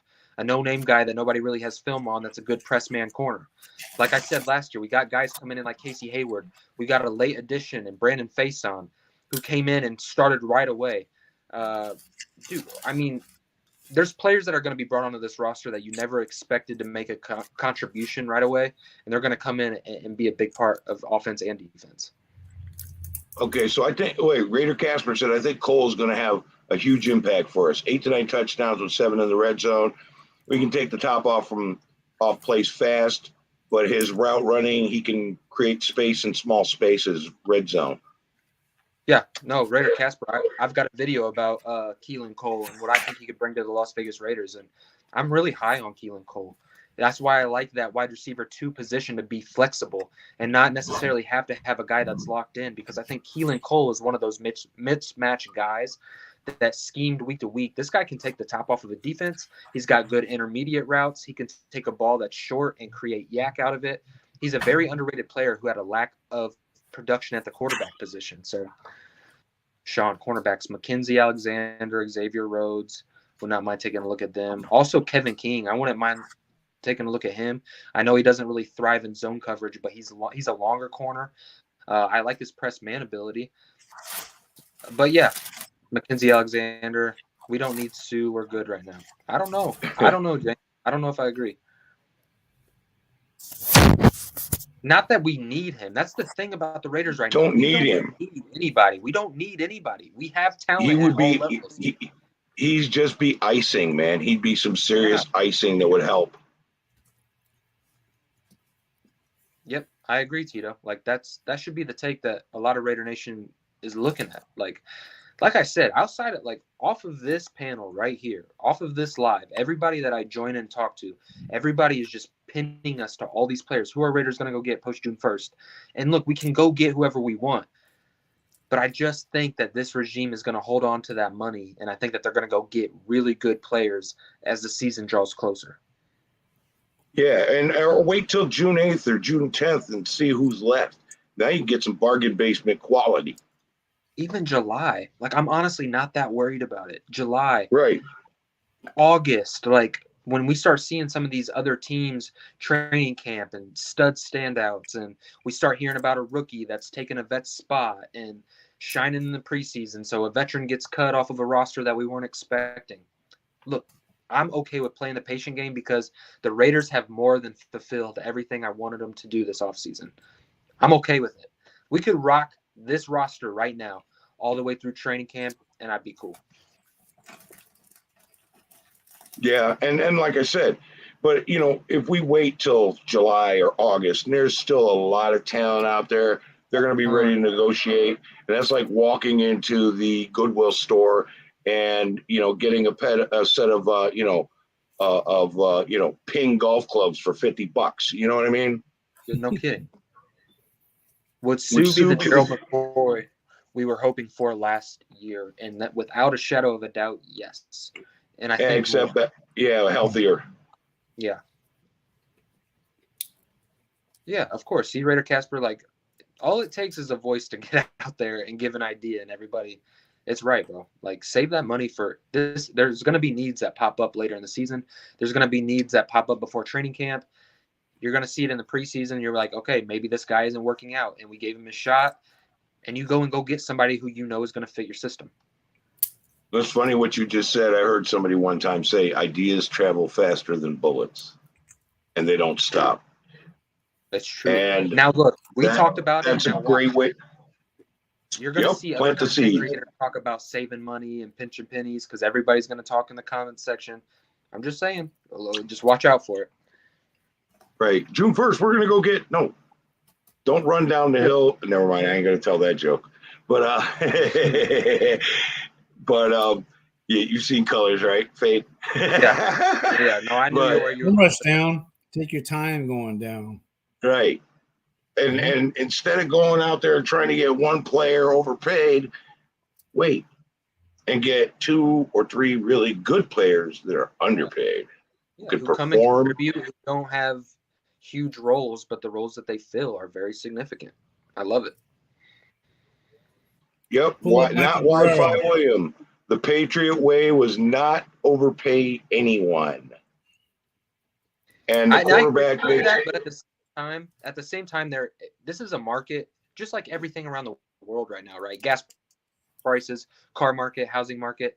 At some point, if you want something good, you have to go out and pay for it. And Dave Ziegler, Champ Kelly, Josh McDaniels, they've shown that, look, if I want something, I'm okay with going out and forking out money for it. I mean, look at Chandler Jones, 3-year, $55 million deal. You ink Max Crosby to a huge contract extension. You give Derek Carr his extension. You go out. Yeah, but Carr set that up friendly like Brady used to do. Of course. But look, there's a reason why. Why? Because they go out and give Devontae Adams the highest contract in NFL history at the wide receiver spot. They're not afraid for to for a few days. You got to give it to Mark Davis. Think about it. For a few days. Davis wants to win. 2-3 years. Davis wants to win. He brought Gruden in for $100 million. 10-year contract, right? That shows you right there he wants to win. That didn't pan out. So now he's fucking looking at other options. Getting Devontae Adams and all them. He's paying, man. The book, he's got it open. His checkbook is open, and he's doing what he can to get that chip. And me and OG talked off air. Me and OG were talking on the phone, man. I mean, we probably chopped it up for about 2 hours one night. And we're just talking about how Mark Davis he's came in and he's doing what his dad didn't do towards the end of his life. And OG can probably go into more depth about it because he had a good take, and I don't want to take words out of his mouth, but he had a really good take. Mark Davis got us something that Al Davis couldn't do, our own stadium. And Al had to look down and smile and be proud. Mark Davis has cleared up all the bad contracts, cleaning up all the mess that was left behind, because let's be real, the last 10 years, Al was losing it. And put out bad contracts. OG. Al, very well, OG. Al Davis that's all he's been trying to do is get us a stadium. Right. But Mark he went to LA, at Irwindale. Then you know what? The fact that he came back to Oakland, man, much love. I mean, when he left, we had shirts that said "fuck Al Davis," but I was still a Raiders fan. But Al Davis did all that. You know what? It's the fucking mayor in Oakland. Yeah, Libby Schaff has lost. You can say goodbye to the A's. You can say goodbye to everything with Libby Schaff. She's trash. Yeah, you can't blame her. You can't blame the Davises, man. Stop electing her. Stop electing her. Well, Mark said, Mark, like 5 years before he got Allegiant Stadium, bought the website, Las Vegas Raiders. He had plans. He wasn't dealing with Libby. He knew it was a losing deal proposition, and he went and got what Al couldn't get. And Mark is accomplishing a lot of things. Well, hold on. No, he doesn't it's know not football. It's not that Al wasn't looking for that back then. There was no NFL team. There was no NFL team in Las Vegas until us. Right. They finally accepted a team, and we were the first team to get in there. All right. Right. But let me. There was no option. No other team could get there. Everybody wanted to go there, but we got it. But Fade, also look at who Al was bringing in to lead the organizations. Look at how he kind of capped head coaches from getting players, and what Mark Davis has done. It was the opposite approach, and he's brought in professionals who know football, and he's gotten out of the way when it comes to player personnel. And now we're seeing the fruit of that. And now you're seeing a Josh McDaniels come in with a Devontae, a Darren Waller, a Josh Jacobs, a Hunter Renfrow. You're getting these big name players because Mark Davis did what Al didn't do. And he left his ego at the door, and he let football people do football people. The time caught up with him. Hold on. Mark Davis brought Gruden in, right? There was mistakes along the way. Hold on. What we have right now. He brought in Reggie McKenzie, who cleaned up all the bad contracts Al had created. But what we have right now, we're trying to be optimistic. We don't know what's going to happen after this year. We don't know if it's going to work. We're happy that there's change. We haven't played a game yet. Come on, guys. You're right. And you don't sit there and say, "Oh, great job, Mark Jackson." Mark. But I'm going to tell you right now, we haven't played a game yet. Look, so I'm just saying. Is this not the Mark is making intelligent business decisions without ego in place. No, I like what he's doing. Don't get me wrong. Yeah, there's no denying that this is the best offseason. Just don't bash my boy Al, man. And wait a minute. I know he made bad decisions towards the end. The last 10 years, he started making bad decisions. Okay. Okay, understand he wasn't in his right frame. There's a difference between bashing and being real. And the fact of the matter was he was making bad decisions. I can't say his decisions were good. Like I love Al Davis. I love him, but towards the end of his life, he's a pioneer in the game. Like he is all respect to his name. Right. But Mark is taking it to a whole new level in a different way. And you got to give the man his credits on that. No, Mark Davis, the photo of him, the aura about him will never match even the shadow of his dad. But I'm talking when it comes to decisions with the organization, when it comes to coaching staff and letting the coaching staff build their own roster. You can say John Gruden was a bad hire, but honestly, if Henry Ruggs' situation never happened, if the emails never came out, the Raiders were looking good. I agree with you. The Raiders were looking that. Honestly, everybody would have thought that's a pretty good hire for the Las Vegas Raiders. Okay, while Gruden was on, who did we draft? We got Crosby, Jacobs. Yeah, he's done great. We have some good drafts. Well, you know what I mean? You had hit or misses. You had, just like any football team, you had hit or misses in the draft.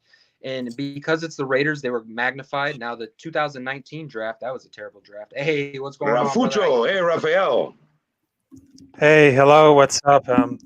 Well, sorry about that because I was finished about doing anything stuff like that, but here I am. El Capitan Rafucho is here, so well, I got a bigger surprise because I just bought the Derek Carr jersey right there, but one because I know I'm collecting jerseys right there, but this one is the winner right here because I like that. That's not a Khalil Mack one, is it? Oh, Khalil Mack, yes. Yep. 52. Yep. I had one of those. Yeah, I do too. You know he doesn't play with us anymore, right? Right. Yeah, but he knows. Yeah, I know. I know about it. Yes. Okay. Hey, Avakazi, man. Hey, how you doing? Hey, I just put the link in the chat, man. If you want to jump in, Avakazi. Get Avakazi from down under. I don't know what else. I love this guy. I did see Michael. Cool, Michael said Parker at right tackle thoughts. And Michael, look, Brandon Parker's not going to be the right tackle. Matter of fact, Brandon Parker is going to be fighting me on the line. Roster. Yeah, he's going to be fighting to even make this roster with shouldn't even be on the line, bro.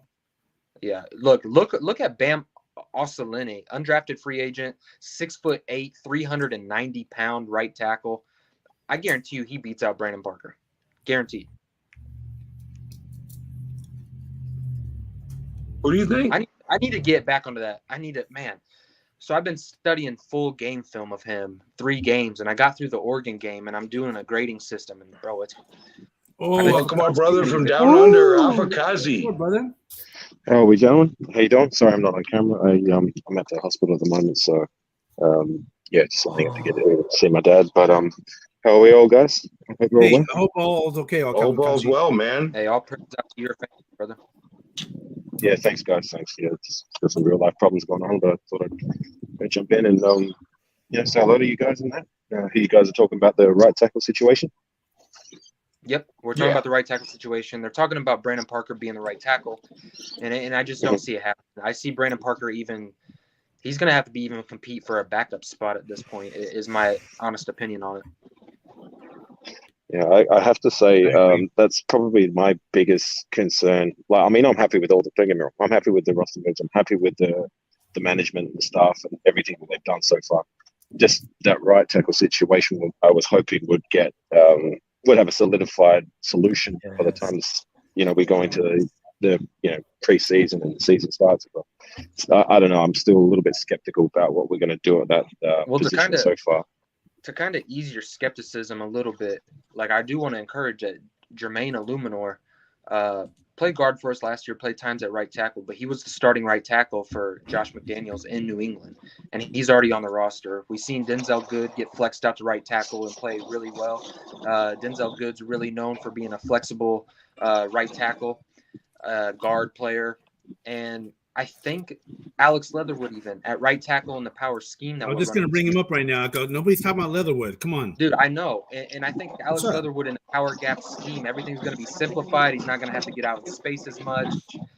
Look at Cole Miller, his first year, right? We talked about him that. now. Yeah. So, I agree. You got to get Leatherwood some chance, man.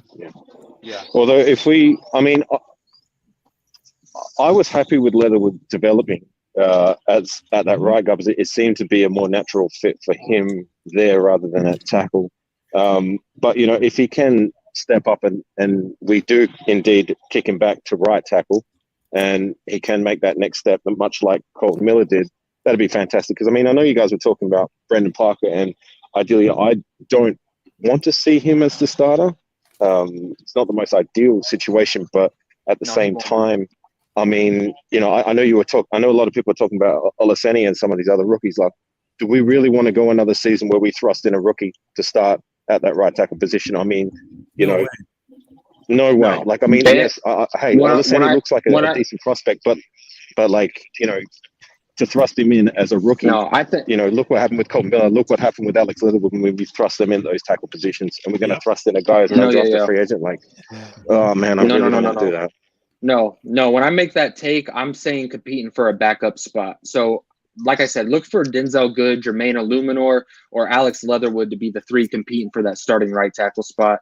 And I think with any of those guys, you're going to see extreme improvement from last year. We do have depth. I think we're kind of like some of Raider Nation overlooks it a little bit, but at the same time, I get it. I know a lot of them don't know that Jermaine Illuminor played right tackle for the New England Patriots. And like you were talking about with Colton Miller let up 16 to almost 20 sacks his rookie year at starting left tackle. Yep. And we didn't give up on him that quick. And look, he's turned into an all-pro tackle. He's a Pro Bowler. Coming out of college, Alex Leatherwood has more natural talent than what Colton Miller had coming out. And so I'm not worried about Alex Leatherwood. I think this is Josh McDaniels' system, the power gap scheme. I think Alex Leatherwood could thrive at right tackle. I'm not worried about Leatherwood. I'm more worried about if we kick him back to right tackle, is he going to be able to take that next step? And then we open up that we got to plug in that right guard position, whether it be I don't know if Denzel Good is going to take that spot, or if he's going to come in back in the start of that left guard position, and I don't know, we put in Parham or whatever it may be. I don't know. I just want that right tackle position to be solidified. I'm pretty over not having that spot. Like, right, but remember the news? Remember the press conference where they were talking about where Josh McDaniel was talking about when they brought up Alex Leatherwood. He said, "Well, no, that's the position he should fit into." and we're going to give him every opportunity to get in there and get that spot. But that's going to take some O-line coaching. That's going to take a lot of work, and it's going to take him wanting to do it. And he can improve in his second year. He can if he's coached up right. I honestly believe so my question is: are you guys all sold on him moving to right tackle? Is that the play? I'm not sold on anything yet. I'm not sold on anything. I'm just saying I'm just getting little bits and pieces of information here and there and trying to put it together to what they're going to do. Listen, and quite frankly, I think Illuminor will probably go right away. Most of his penalties were what? Holding and offsides. What? Okay. Offsides. Does it matter where he's at on the line? Because that has nothing to do with him being on the right tackle. You can put him in the middle, left tackle, holding and offside, all that crap. You could be anywhere on the line and have the same penalties. Just real quickly on that when they get a chance. Sorry guys. And I'm no offensive line guru by any means. I'm just a casual fan. But it seemed to be most of Leatherwood's struggles at that right tackle position. Remember how many times he jumped offside early on because he was trying to get off the line quicker because he was trying to compensate for that lack of speed, getting to the outside to try and pass protect. That's what it looked like to me. And I don't know. This is it. This is it. His development. Every offense and defense in the National Football League have rules applied. Tom Cable's offensive line had rules set in place in the system. So whether there's a certain cadence called out, it'll give the right tackle a cue of when to get off the line. A lot of this was Tom Cable. A lot of it. And his lack of developing players. And when you throw a rookie right tackle, I don't care if you go to a prestige college like Alabama. When you get thrown into the National Football League on a primetime game and you got Joey Bosa lined up at the side of you, Myles Garrett, the list goes on of pass rushers, it's extremely hard to plug and play and to really stand out as a star year one. So I'm not worried that much about Alex. I'm not worried about Alex Leatherwood, honestly. I think the kid, if you're following him on social media, the kid is putting in serious work. I mean, he's in phenomenal shape right now, and I think he's taking this. Hey, Ray, if you really want to talk about it, if you want to blame Cable on that, you have to actually give him the praise for getting Colton Miller where he was at, because Colton Miller struggled that first two, and look where he's at now. It's true. Yeah. I mean, Cable did. Yeah, that's true. But the thing is, the scheme Cable ran, the scheme they ran wasn't good for him. No. Miller. Here's the thing with Tom Cable, though. He has this history every team he goes to. Those first 2 seasons where he shows up, the offensive line improves, but then he implements the zone blocking scheme, and it always falls apart. It happened in Seattle. It happened when he was with the Raiders the first stint. He has this history of coming in, changing things up, and he finds early success, and that was Colton Miller. That's when Tom Cable came. Look who we let go. We got Hudson go. I mean, look at the challenges he had this year. Think about it. I mean, the whole O-line, they just blew it up. Right? But here's the thing. He blew it up, and it was all in the wrong scheme. This zone blocking scheme did not fit our offense. That's why when Rodney Hudson got released, that's why you have an Andre James, because Andre James is a zone blocking center. So that's why I think power blocking? I thought we were power blocking. No, we're power blocking now. They started changing it towards the end of last year because everybody wasn't fitting the scheme. I for the longest time I thought we were power blocking. That's why the focus was on these bigger guys when we were putting them in on the O line. No, Tom Cable is predominantly known for zone blocking scheme. Okay. So we had these big guys. Yeah, so we had these big guys, and he was trying to get them out in space. You've seen him pulling a lot. Like, you're going to see a lot more power gap running. You're going to see a simplified offensive system. You're going to see guys – we're finally going to use guys for their size. Like, we're going to have a bully offensive line. Bullies. And just to divert a little bit, what do you guys think of the cornerback secondary position? How confident are you guys in that? You guys go ahead. Okay, so silence is telling. Well, I think Mullen has a lot of potential. I think Mullen could get that penalties coached out of him, stop being so handsy, more technique, and if he can stay healthy, okay, I think we're okay, we're good. I think we're good enough to where they can cover long enough for that defensive line to get to the quarterback easily. I think with the guys we got, our linebackers don't have to be.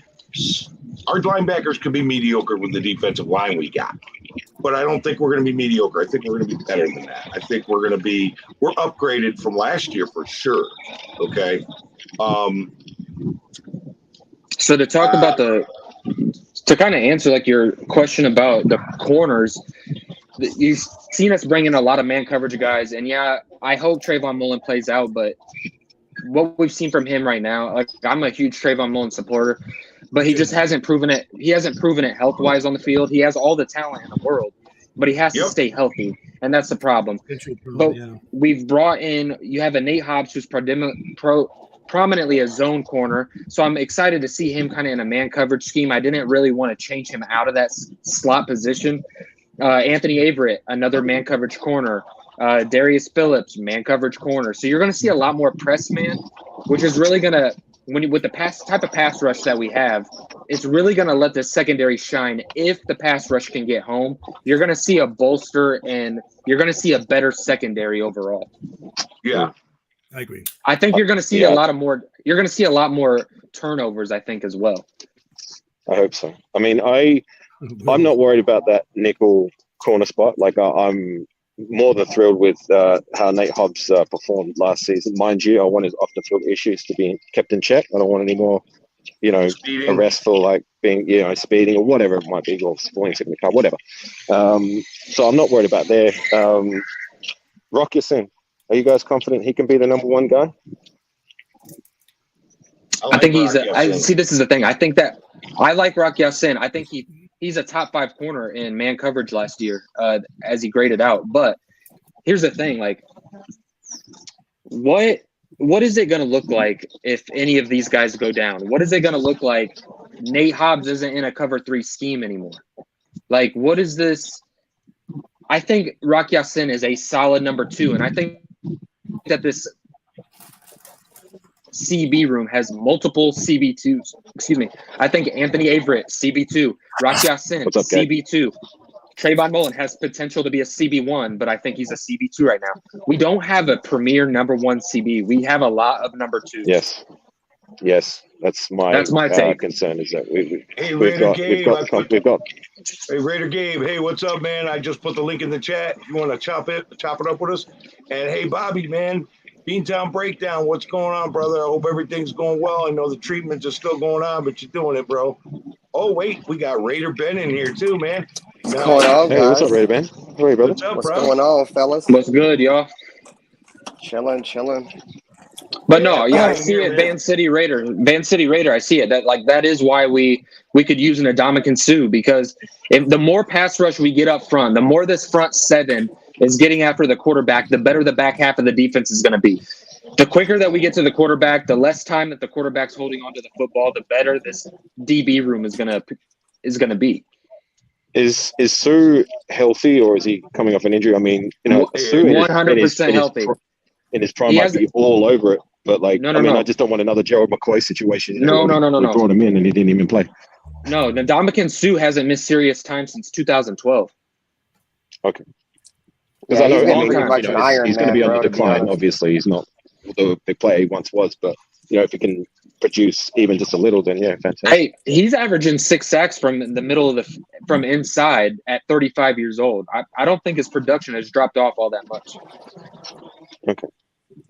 Well, and with defensive tackles like Bilal Nichols and 2 edge rushers like like Chandler Jones and Max Crosby, Ndamukong Suh would be an animal. I'll call you later. I think that's the one. That in my opinion is still probably the biggest need in my opinion. Like I said, a lot of people are concerned about the right side of the line. I'm not.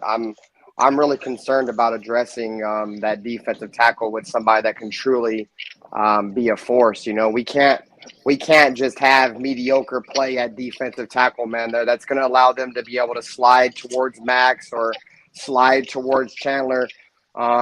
and it's something we need big time. And I would love to bring in Ndamukong Suh. And Ndamukong Suh is one of them players, man, that I always kind of wish was a Raider, kind of like Marshawn Lynch. He was, but it was really old, really late in his career. Like Jalen Ramsey, I really like that guy. Devontae Adams, of course. But I think he would be a big boost, man, because we got a lot of young guys on the interior of that D-line, bro. Our OG is Jonathan Hankins, man, and he's on the decline right now. So Jonathan Hankins is probably on the way out, bro, to be honest. Yeah, I mean, they brought him back. I don't know if they're going to make him a camp body or if they expect him to make the roster, but I know they gave him another 1-year deal, I believe. No, yeah, they did. But I'm like Neil Farrell. Neil Farrell is kid. Jonathan Hankins' replacement. I mean, you're looking at like that upward 330, 340 size D tackle who's a run stuffer. Like that is literally Jonathan Hankins, but young. And I just that's what I'm excited to see this season, bro. I don't watch college, bro. So like a lot of these dudes, I have no idea about them, bro. I'm with you, Raider, man. Me neither. No, yeah, like you bring in an Ndamukong Suh, you have a Bilal Nichols, a Chandler Jones, a Max Crosby. I mean, Bilal Nichols and Ndamukong Suh, they're double team eaters. So what are you gonna do? Like the second you go to double team Chandler Jones or you go to double team Max Crosby, you leave Ndamukong Suh 1-on-1 with a guard, or you leave Bilal Nichols 1-on-1 with a center. And this 3-4 scheme, bro, it's going to be nasty. I say you get Ndamukong Suh, you go out and get him. I remember when his contract was up with the Detroit Lions, I wanted the then Oakland Raiders to go get Ndamukong Suh because this dude was born to be a Raider. I mean, he is his character, his attitude, his relentlessness. I love it. I still 35 years old. I want to see him as a Raider. Hey panel, hold on. Got to show you something here. This is my boy Bobby. Beantown Breakdown. He's a New England fan, all teams, hockey, basketball, baseball, football, everything. But he is undergoing treatments, chemo right now for leukemia. Okay. Hammer's been supporting his cause. And I'm going to tell you right now, man, I've been praying for you, Bobby. And September, you'll be in remission. Dude, that's awesome, man. I am so Amen, glad brother. Awesome, man. Hey, I told you, brother. Raider Ray went through that too, Bobby, when he was a kid. I'm a leukemia survivor as well, brother. And hey, really? Yep. You stay strong, brother. You keep fighting. I'm praying for you. I'm taking your name to the Lord, and everything's gonna be good, brother. You're gonna walk away with a testimony. And Beantown's from around my way. Raider Ray's gonna be a youth pastor, so he ain't playing with that. Hey, bro.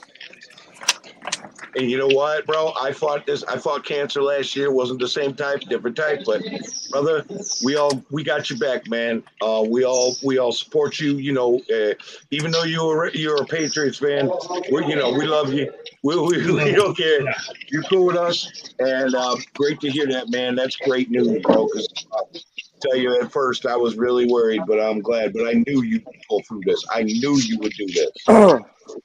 For sure. So to kind of piggyback off of what Ray was saying, bro, the NFL is a game of matchups, bro. And I feel like the Raiders over the last couple seasons have done a very good job of going and addressing guys that can win their matchup. If you look at Darren Waller, he is like a species upon his own. You know, there's not too many people that can guard him. He's a mismatch nightmare, as one would call it. Renfro, the same way. He showed it last year. Even the top DBs struggled to guard him. You go in and you bring Devontae Adams, who's probably the biggest mismatch expert in the entire NFL. Nobody can guard him. And then now you're starting to see it on the defensive side. You've seen it with Max Crosby. Now you bring in a guy like Chandler Jones, bro, that can win a matchup and be a matchup nightmare for a team. And like I said, it's really big, in my opinion, to get something going at D-tackle. I do like Bilal Nichols a lot, but I would love to have somebody that's established. And I don't want to get too caught up on the Ndamukong Suh dreams because I wanted him before and I got let down before. So he wore a Vegas shirt that was a London shirt. A lot of fans are getting worked up about that. Keep in mind, guys, it does say London. It doesn't say Vegas. So. It says London Vegas on it? I mean, London Raiders? No, it don't say Raiders. It says "Welcome to London" or something like that. But it's a Vegas sign. Welcome to fabulous London or something. Okay. Yeah. Right, but everybody Paris. It might be into Paris. that. What's going on, Richard, bro? Much love, bro. Hey, man, no problem, Alfakazi. Sorry, gang, had to bounce. Thanks for having me, OG. Good to catch up with you guys. Hey, go subscribe to Alfakazi, man. He does a lot of Raiders content. He also does rugby content. I love that stuff, too. He also does wrestling content. Yep. But that's our brother from down under, man. He's a Raiders fan. Go subscribe to Alfakazi Raider. You know what's crazy is this jersey never got wore after the last time it was dry cleaned, bro, because Henry Ruggs had his accident, bro. I don't know what I'm gonna do with this jersey, bro. It's been sitting here since his accident, bro. So it's still got the dry clean tag on it, bro. So Jersey Raider the other day. We kind of talked about that earlier. Just like, could you imagine had Ruggs' accident never happened, and we would have Devontae, Waller, Renfro, and Ruggs? Could you imagine? I would love. I love the way that sounds, but we've been having this debate on my show too, bro. Like, I'm kind of 50-50 if he would be on our team if we had Ruggs, because I don't know if the Raiders would have seen it as like a true need if Ruggs would have continued to develop in terms of having a number one receiver. Because I think their hope was Ruggs was going to be a number one. Possible, but just thinking about that, bro, would be scary. It would be scary for sure. Good point. I have a question for you guys.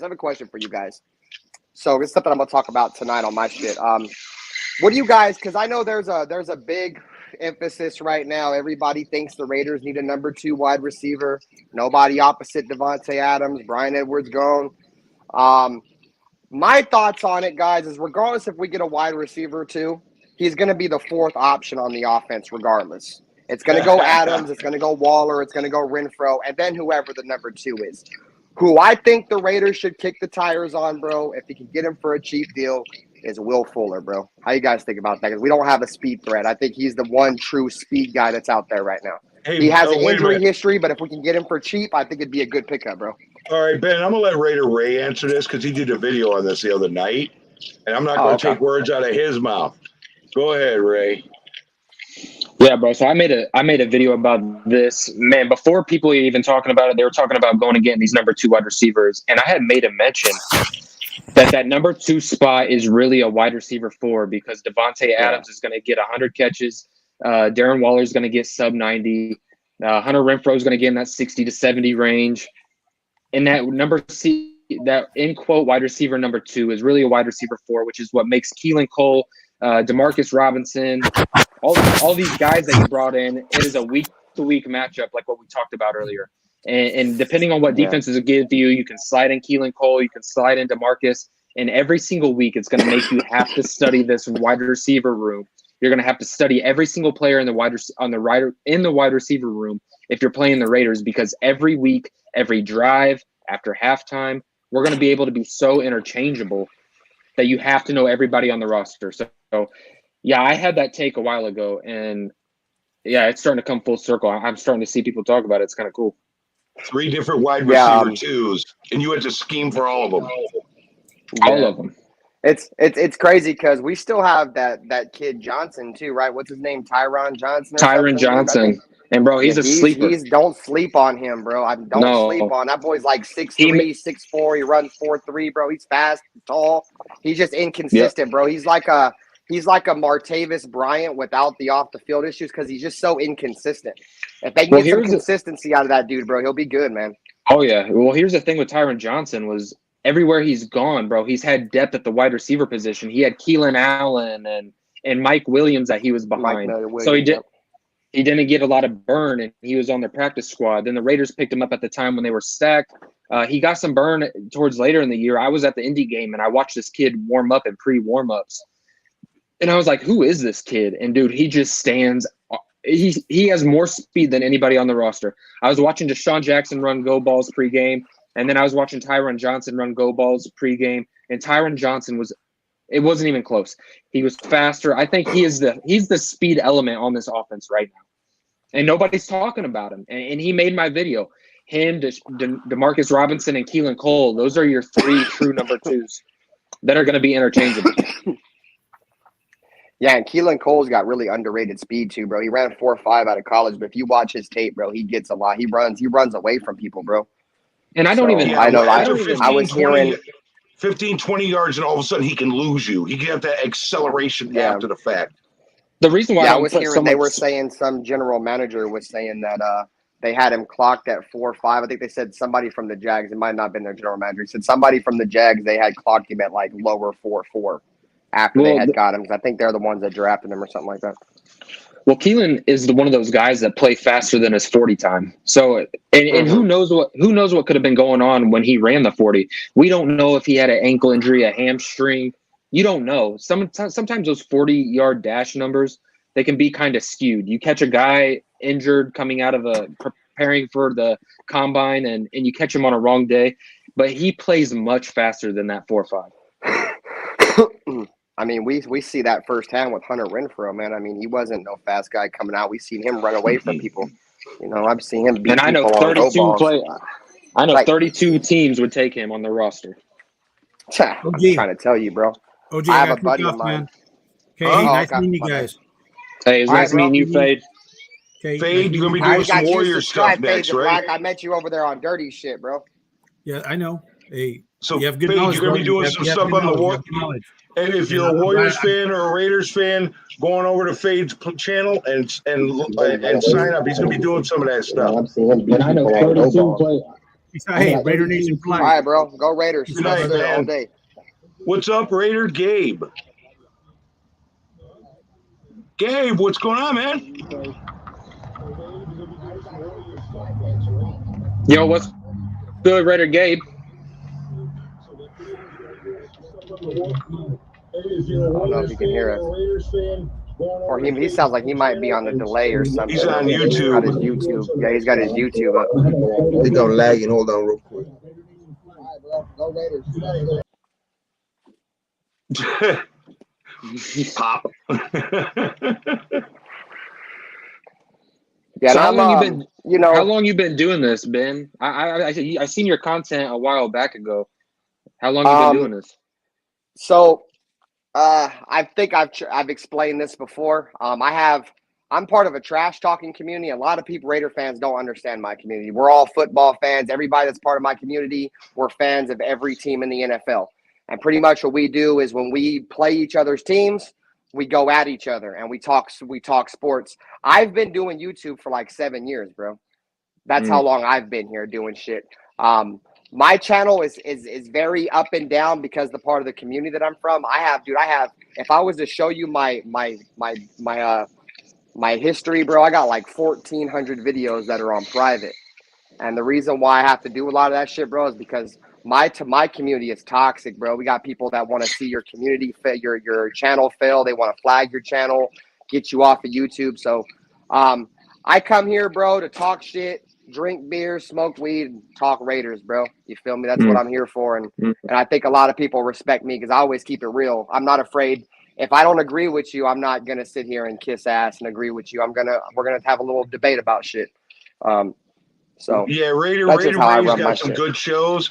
But if you ain't got a thin skin, and you can't handle like some real barrage of verbal abuse, don't go on Saturday night.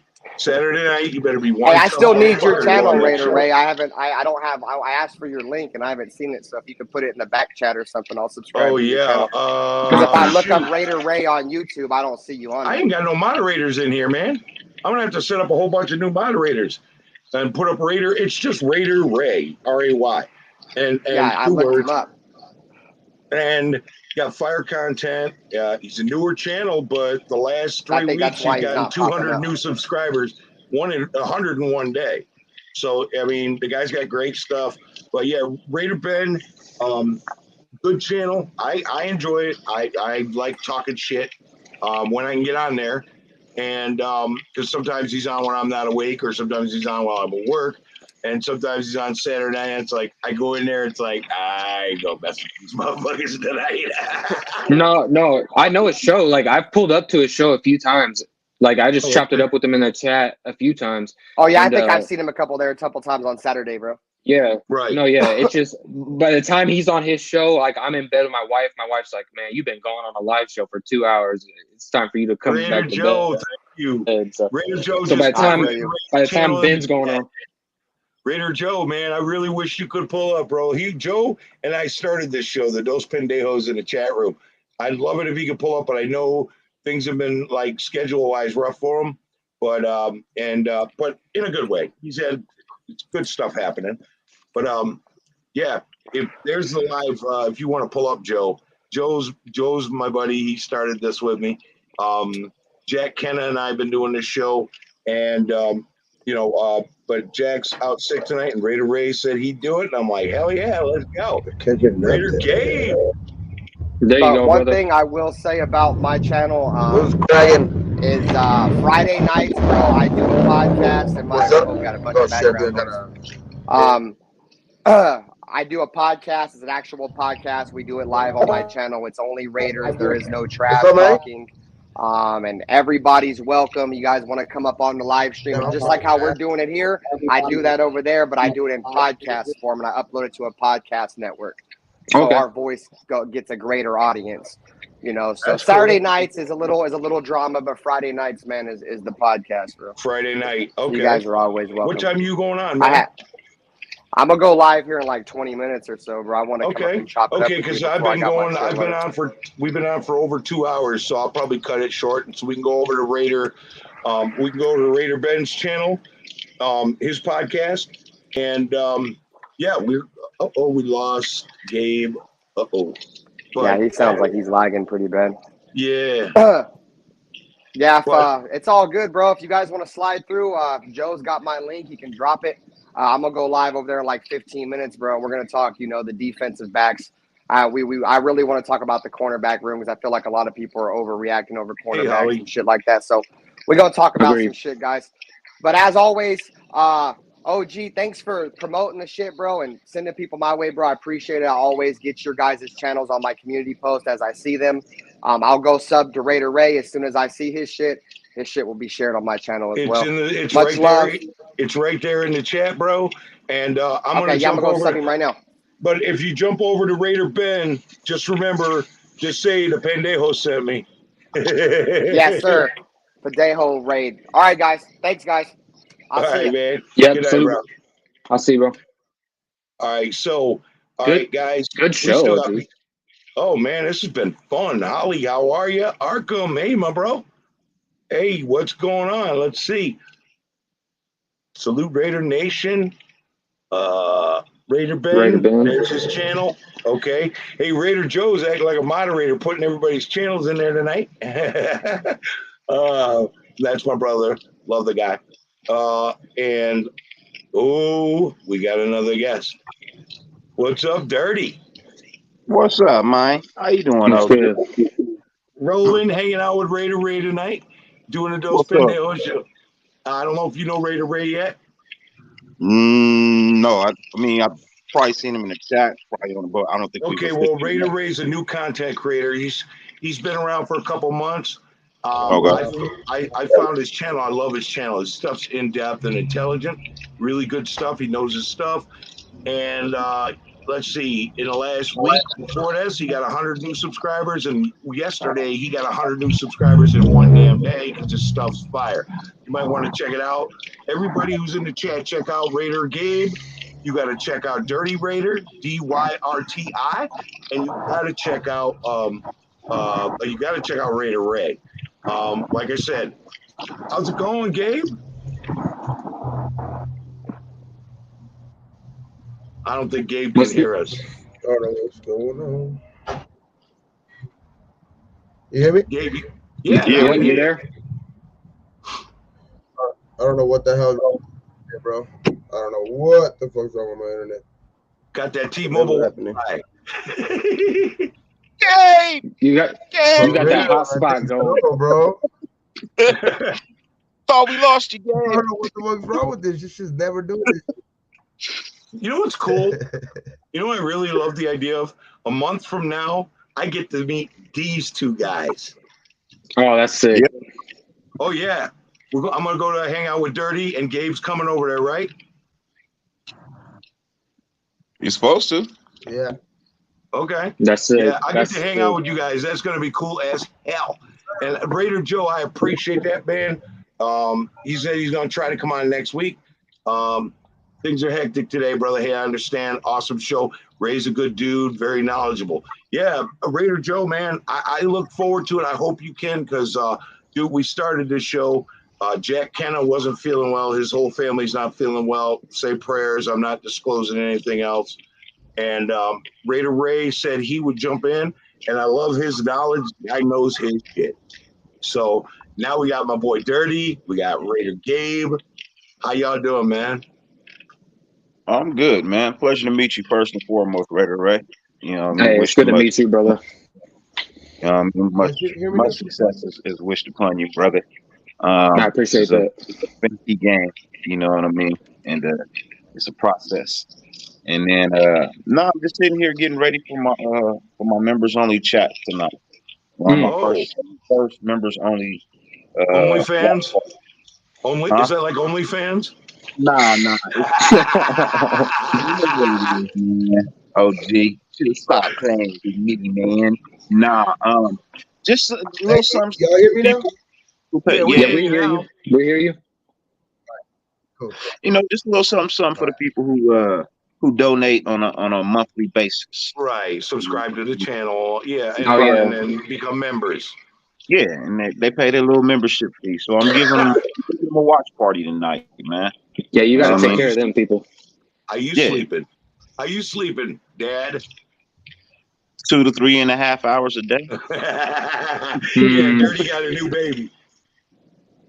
Yeah, me and my wife trying to have our second too. Oh, you on second? This was 6. Attaboy. Attaboy. Dirty trying to be like Phillip Rivers. Yeah, no. Man, I don't have Phillip Rivers' money. I don't want to be nothing like him. Going to like 11, 12 children. I don't have Phillip Rivers' money. I don't have that type of money. If I did, you wouldn't see me on YouTube.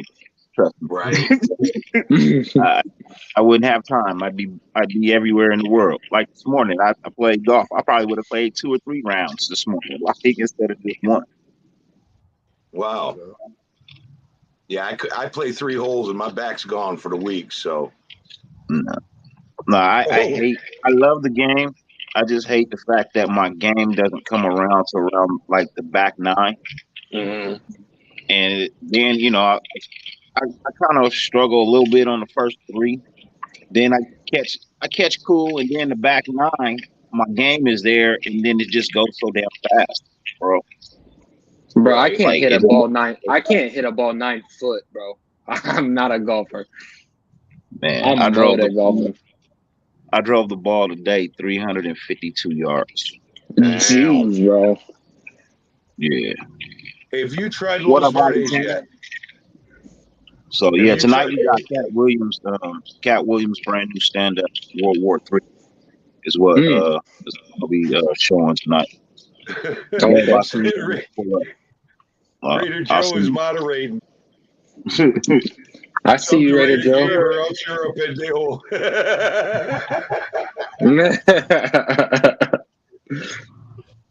Don't be. I appreciate that, Edgar.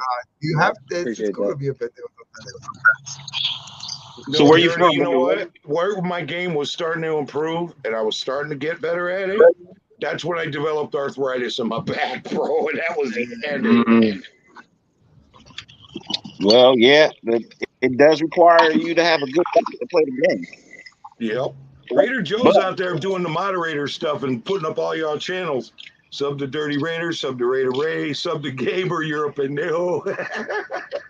What up, Raider Joe, my guy? What's good with you, brother? Hope all is well with the fam, man. Because I know you don't miss a chat, a Pendejos chat. So no, his schedule's gone crazy, but for a good reason. But he said he's going to be on next week, so I look forward to it. Anyway, so and then look at Dirty Raider or Dirty. Subscribe to Dirty. Subscribe to Raider Ray. If you want informative, in-depth on each player, including the new guys, get on his channel. If you want an entertaining, crazy-ass show with a man who will argue with you if you don't agree, get on with Dirty. But it's good stuff because he knows his stuff. And if you like a little 420 action, You want to hang out with my boy Gabe. And Gabe's fun. Gabe knows the stuff, but Gabe likes it's a 420 show and it's a bunch of hangout chill style. That's the king of 420. That's the king. Gabe just be chilling, chopping it up, bro, blasted. Right. If you want to talk to your crazy old drunk uncle and want to learn a little history of the Raiders, come subscribe to my channel. I'm telling you. And the thing is, it's fun is I get to chop it up with guys like this, and I get to chop it up with guys like Captain Jack. Matter of fact, Tuesday night, you don't want to miss it. Captain Jack and I are going to have an old ex-Raider player on. Ain't telling you who it is. Oh, come on. We're going to be doing some interview shows over the next 2 months. Huh?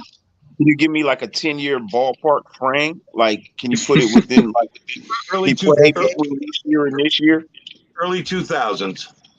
Early 2000s. Justin Fargas. I ain't telling you nothing else beside that. But what I'm going to say is, I know it ain't Napoleon Kaufman. He ain't gonna talk to you. Your mouth too filthy. So Pastor Kaufman ain't talking. Right. There's certain people there's certain players I would not have on because I drink in my show, I smoke in my show, and I got a filthy mouth. So I'm trying to think. Wait a minute, hold on. So you said early 2000s, right? Early 2000s. Somebody that's gonna match you guys' personality. And we're going to be talking to.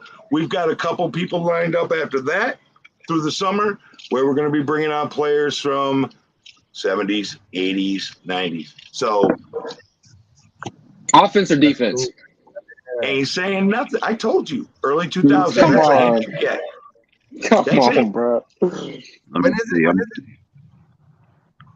Huh? Early 2000s. Is it Tuesday? I think. Tuesday. Let's just put it this way. Last time we were in the Super Bowl, he was on the team, and that's the end of that. I know who it is. No, you don't. Who is it? I know who it is. Maybe you do, maybe you don't. But what I'm saying is the captain and I are going to be doing an interview with a Raider who was on our last Super Bowl team. And like I said, this summer we got some other things lined up with 2 or 3 more players from different eras of the Raiders because that's what we like to do, bro. So Tuesday night, you might want to be there. Just saying. And I'll be there. I'll be there. What time? 9 o'clock Eastern, 6 Pacific. Oh yeah, I can make that. Perfect time. 6 o'clock. I'm home. I'm already good. Shit, like 6 o'clock. Perfect. Okay. And Raider Ray, and I are going to start a new show on his. You want me to announce one on your channel or my channel? It don't matter, bro. Whatever you want to do. Well, on your channel, we're going to be doing the pastor and the pirate.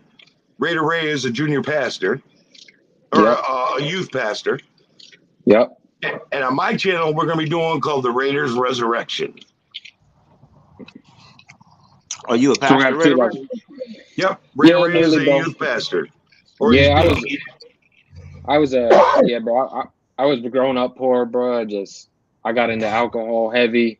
I was blowing an ounce a week, getting involved in drugs and stuff, and I was just hurting people around me, bro. Getting chopped up in the wrong crowd, and then my girl at the time, stuff were like kind of getting rough. We were having a baby, and I was like, you know what? Like I'm gonna give my life to the Lord, and I gave my life to the Lord. I was healed of cancer. At 2 years old, I was healed of leukemia. I was born in Oceanside, California, and I had cancer of the blood. And we called a local church and we asked them, like, look, my son has cancer. If you guys can, send somebody out to pray for him. Well, the pastor said, we got a wedding this weekend, but when we get some time, we'll send somebody out to pray for him.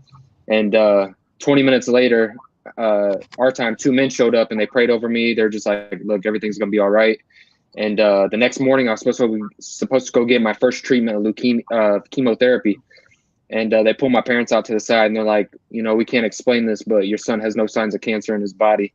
And so they freaked out and they called that church back and they're like, thank you for sending those men. And the pastor said, I'm sorry, but we never sent anybody. And so, man, I grew up just like kind of rebelling against God. And and just like living with it, like just in a lot of situations that I shouldn't be in, bro. Just like guns in your face, like just a lot of stuff, bro. And it just got to a point where I was just like, you know what, I'm gonna give my life to the Lord, and I'm gonna clean up this life so I'm not hurting my kids, I'm not hurting my wife, and now, man, like I got approached of taking a youth pastor role, and I'm grateful, bro. I'm grateful to have life. That's it. Most definitely, man. Well, glad you're still here, brother. Yeah, I appreciate that. So yeah, through all the storms. Glad you didn't weather the storms, brother. I'm glad you're giving all the information to Raiders fans, but I'm even more glad what you're going to do for generations coming. That these kids are going to come to you, and someday you're going to be pastoring to their kids. Yeah, it's cool, bro. And that's what the thing. Like, I think a lot of people hear like, "Oh, the pastor and the pirate," and they think like I'd be some judgmental dude. But bro, I was doing everything and worse what everybody that you have on your show. So, bro, I relate. Y'all are brothers. You all are brothers to me, brother. So, most definitely. Yeah, and you know what? My thing is this: you're not judgmental. I'm not judgmental. I can't be. No, I can't judge anybody. Nah, bro. No, man. I used to be a sailor. I used to be a sailor. I can't judge nobody. No, aside from that ability wasn't given to you. It wasn't given to anybody. You know what I mean? He says it in this book. Well, I'm the only one that can judge you.